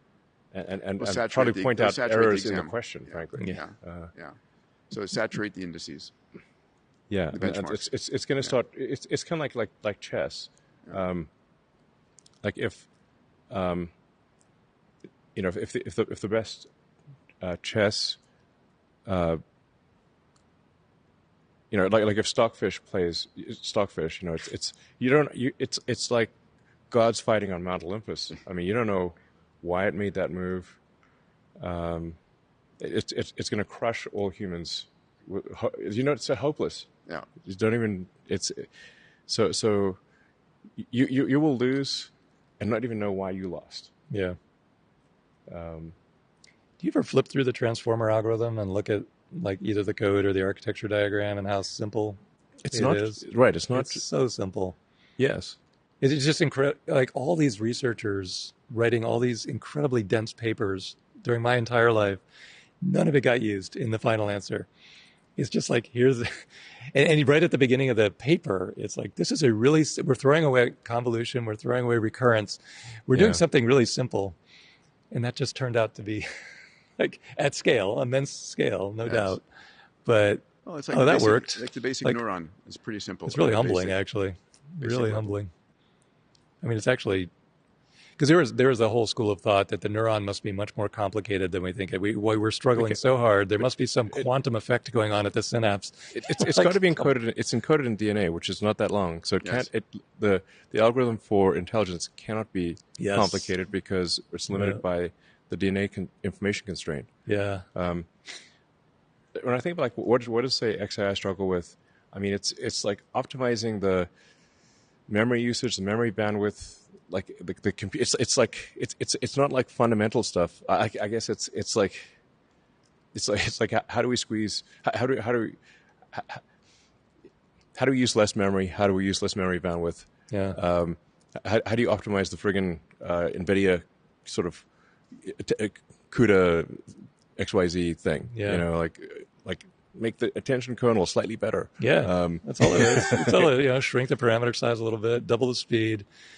Same exact attention algorithm, same exact MLPs, just at scale. It's crazy simple what actually worked in the end compared to all the crackpot papers and ideas. But you know what else is amazing is that the final parameter count is almost exactly the synapse count. It's like, well, that was exactly what we thought.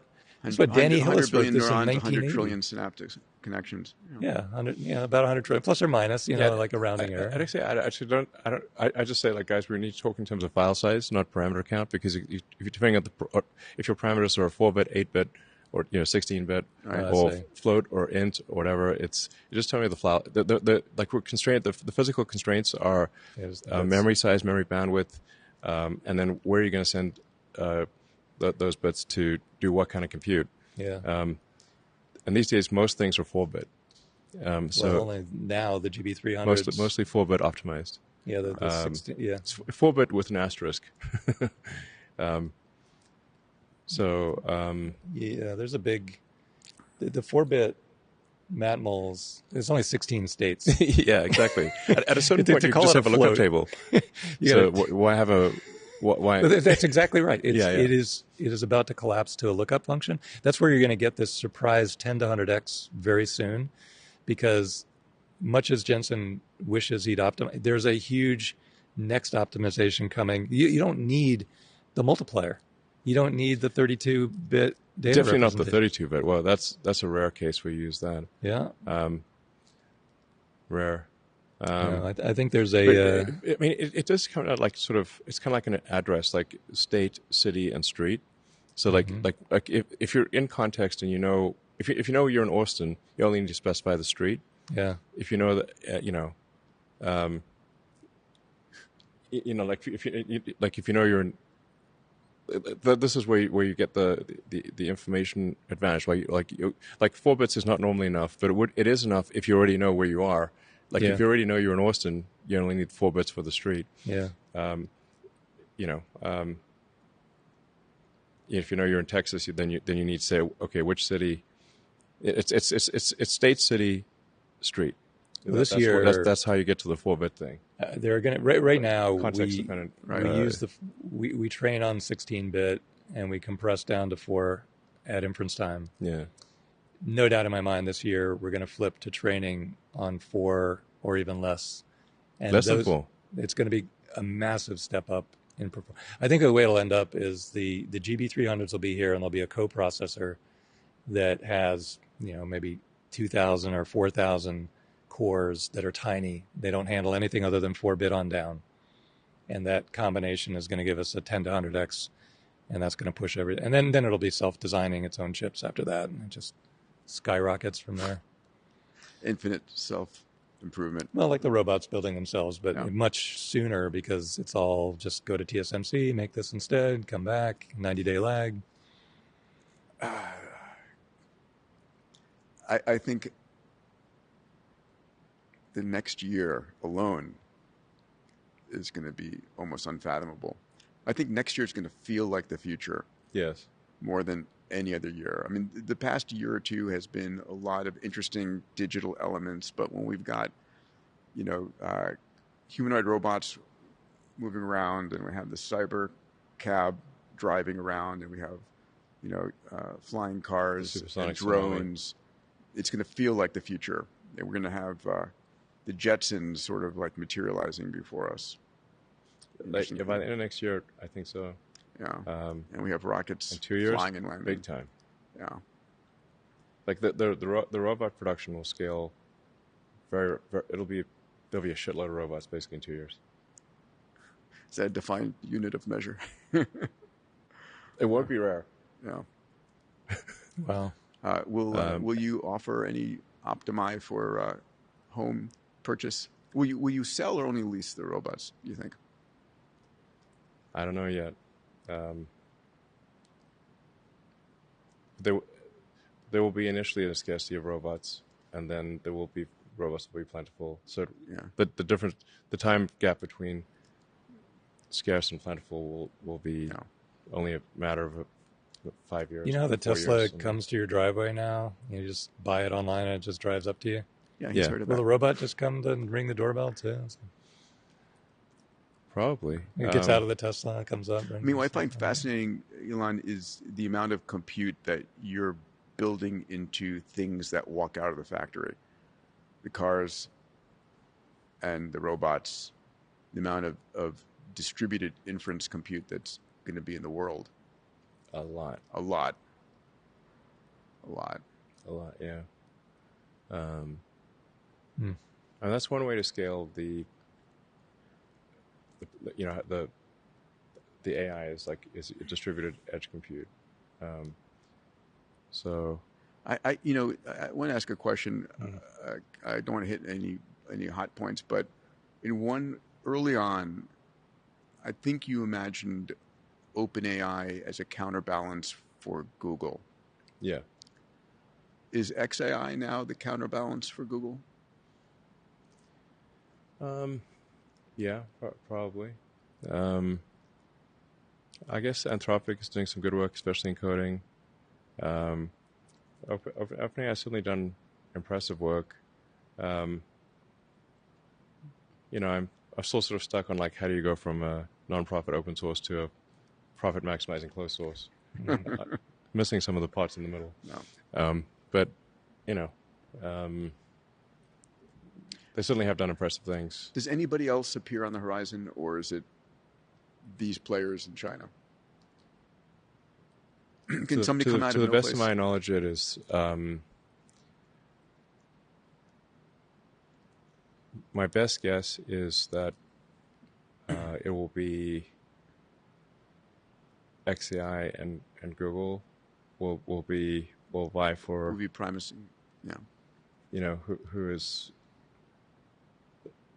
What is the best AI, and then at some point it's going to be I guess a competition with China. Yeah. Like China's just got a lot of power. Yes. Like the electricity. They've like China I think will pass 3 times the U.S. electricity output in 26.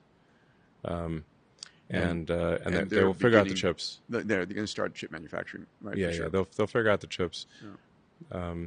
And as it is, there's diminishing returns to the chips at this point. So you go from like so-called like 3 nanometer to 2 nanometer. You don't get a 3 to 2 ratio improvement. Right. You get like a 10% improvement. Mm-hmm. Yeah, it's like so. It's just diminishing returns on the chip size. And Jensen has said like Moore's law is dead. Like it's not like you can just make things smaller and make it better. Yeah, because there's a discrete number of atoms. Yeah, that's why I think you should just stop talking nanometers and say how many atoms and what location. Yeah, because this marketing BS. So that makes it easier for China to catch up because with the diminishing everybody returns. has a wall. Everybody has a limitation. Yeah. It's like still like. There's like no one has near-term plans to use the 5000 series ASML machines, right? Those they cost twice as much and can only do half a reticle. And they probably have some improvements in the works, but it's basically half the chip for twice as much for a gain that is relatively small. Mm-hmm. So, the point is that. That China's going to have more power than anyone else, and probably will have more chips. It's a great insight because I think a lot of people are used to the chip wars where I'm running single-threaded code. I need the CPU to double in speed, and I can increase the price, but I need that out in an 18-month cycle time or less. We've been doing that for so long now that nobody can see that it doesn't matter. You can buy Intel or you can build your own fabs, and you can use them for a much longer period of time. Oh, yeah, absolutely. Much longer. I totally agree. In fact, so like our AI4 chip, which is like relatively primitive at this point, the same fab that makes that, if we apply the AI6 logic design to the fab, it's a nominally 5 nanometer fab, yep. We can easily get an order of magnitude better output in the same fab. Yeah, and the other thing concurrent with that is that the volume, if you just 50x the number of chips, can you do something useful with it? You used to not be able to. You'd be like, well, now I've got 5 CPUs, but I still have the same single-threaded code. What am I going to do with 5 Excel spreadsheets side by side? Now it's like, no, I can translate that into useful intelligence instantaneously. Yes, exactly. It's not constrained by humans. It's not a human productivity amplifier. It's an independent productivity generator. Dead right. So many people have missed this, the importance of this. And this is where China makes far more solar panels than we do. And we're like, well, but they'll never catch up. Actually, it's a crazy degree. Crazy degree. If they do that in chips, and you're like, well, but who cares? They're 7 nanometer. Like, oh no, it's wrong. Yes, correct. Yeah. I mean, based on current trends, China will far exceed the rest of the world in AI compute. So that's not good. What happens then? You've got XAI and Google and China Inc. Let's call it that for the moment, and you've got massive amount of ASI level compute that, frankly, the only thing that understands the other ASI level compute is the ASI here. Can they all just play together? Is it Darwinian? There might be some Darwinian element to it. I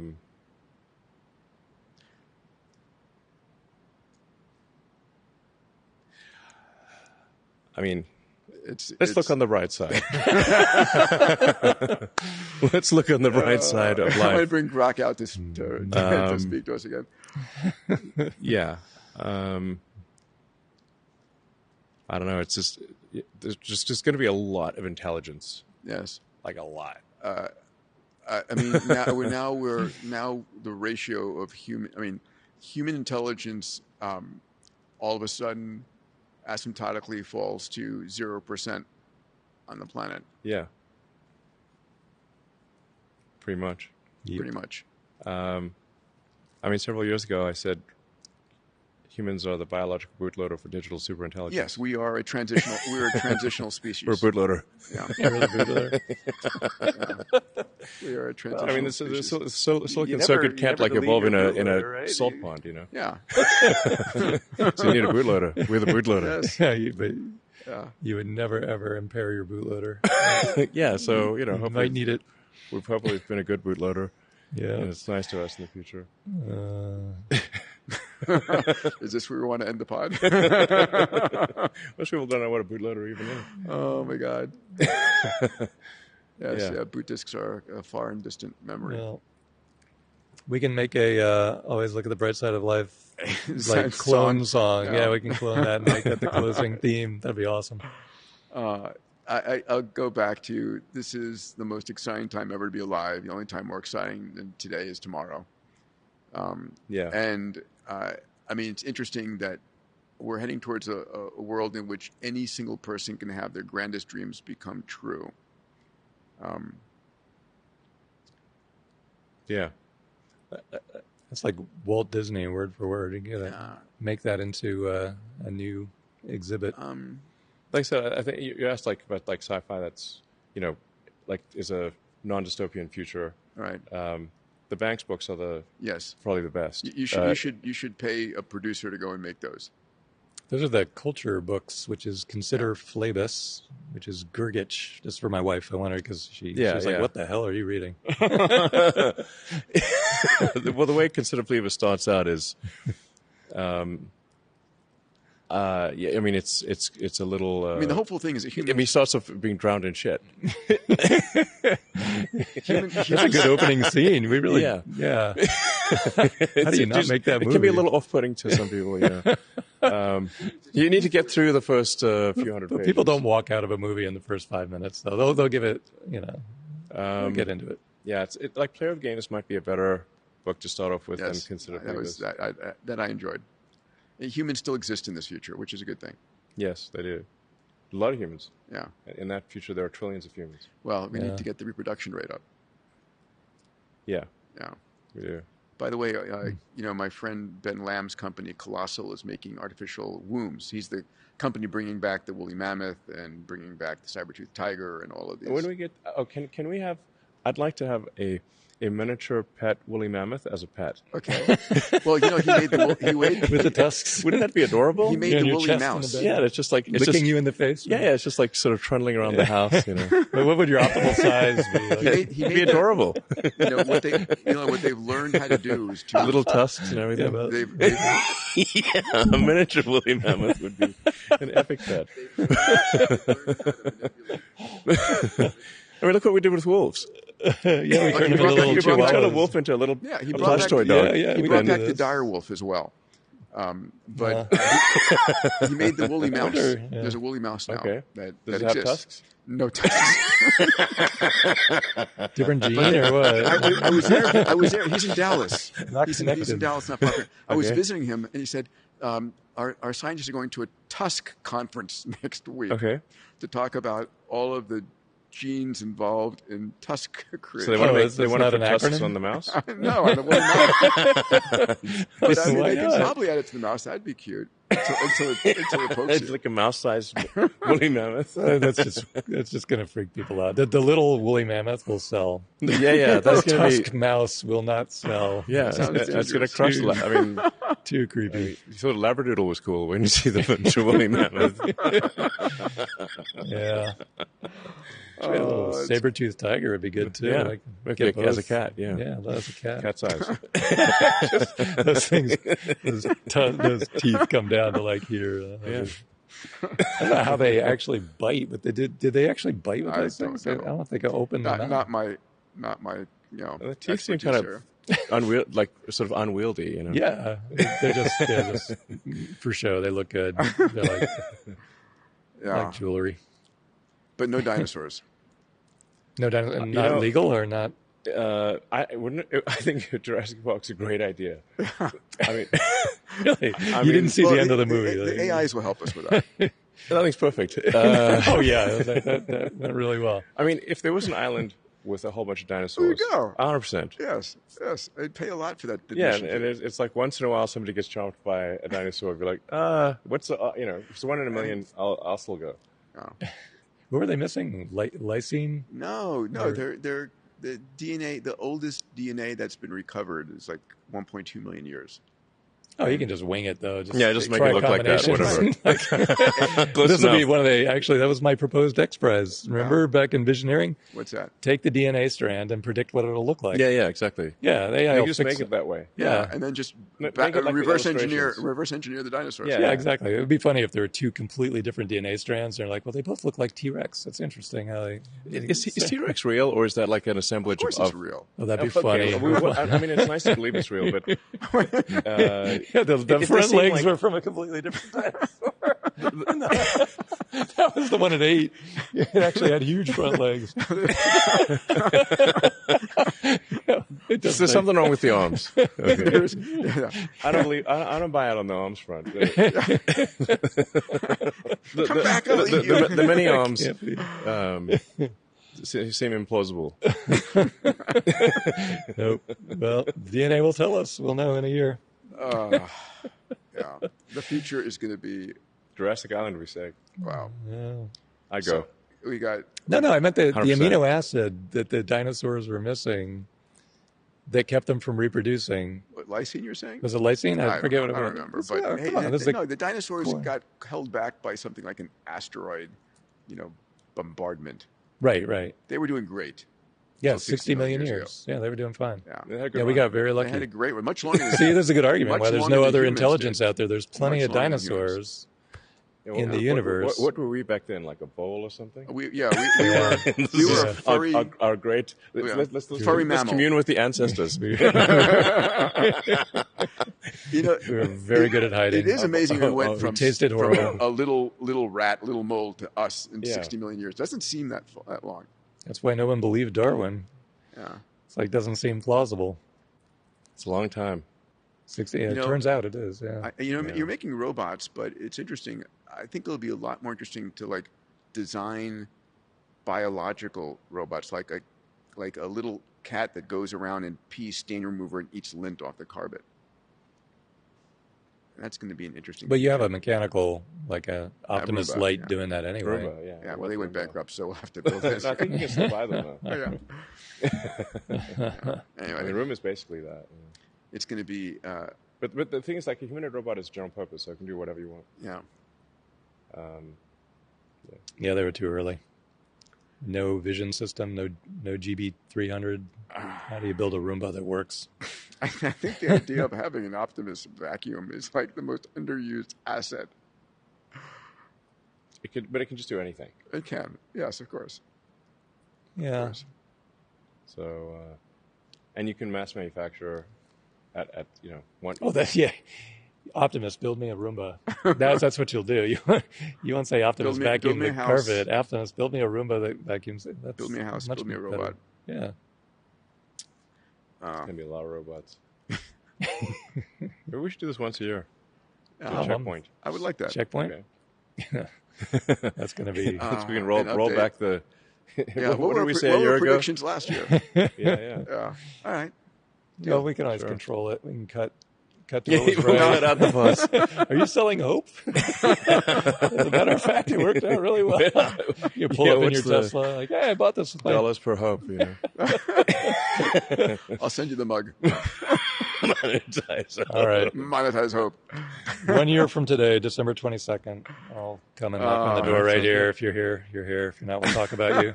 As long as these guys I mean, are a here. year from now, we might have the new Optimus factory with the building will be built.